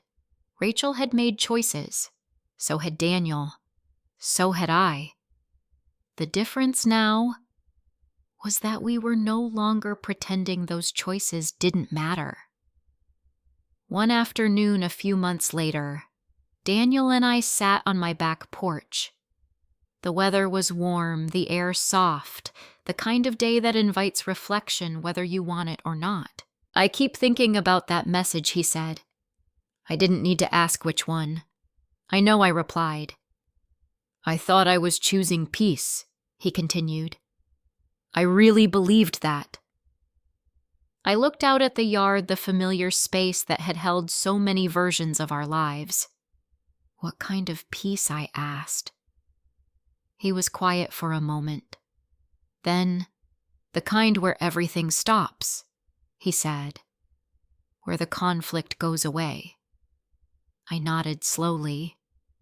And what did it actually do, I asked. He let out a small breath. It just pushed everything deeper, he said, made it worse, made it dishonest. I turned to look at him. Peace isn't the absence of conflict, I said gently. It's the presence of truth. He sat with that for a moment, then nodded. I didn't understand that before he said. I know, I replied. Another pause. Then he said something I hadn't expected. I thought cutting you off would protect my family, he said. I felt that familiar ache, but it didn't overwhelm me this time. And what did it actually do? I asked.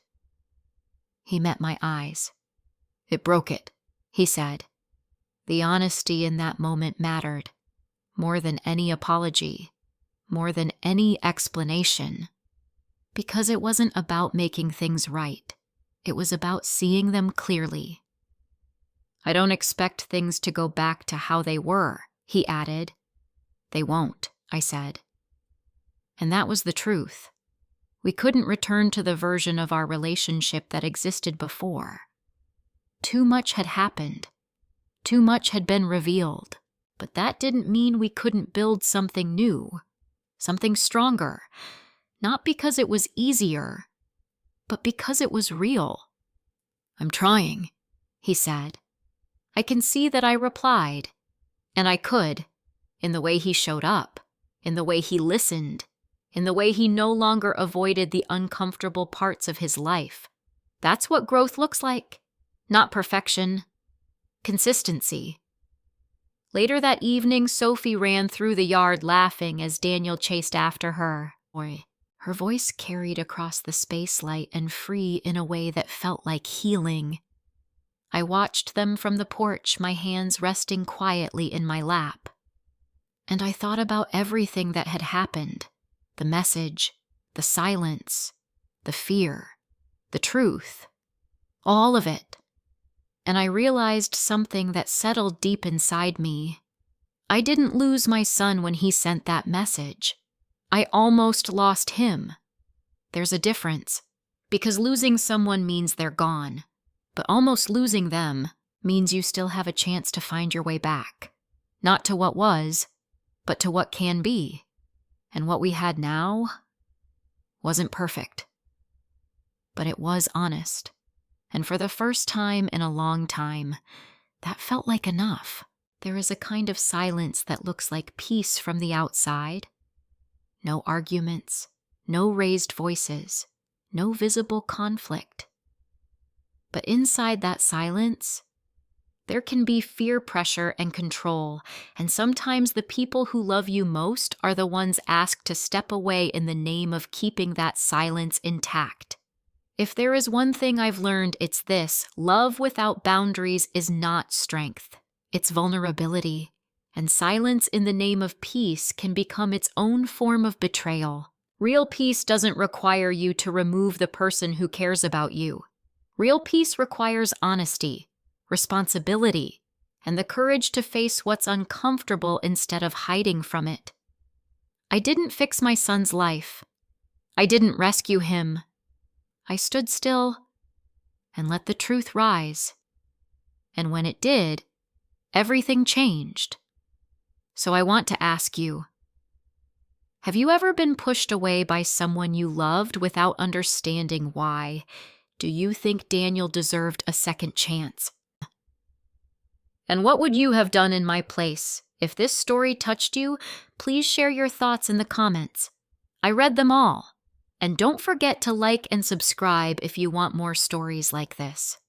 Tell me where you're watching from and what time it is where you are. Because wherever you are in the world, your story matters too.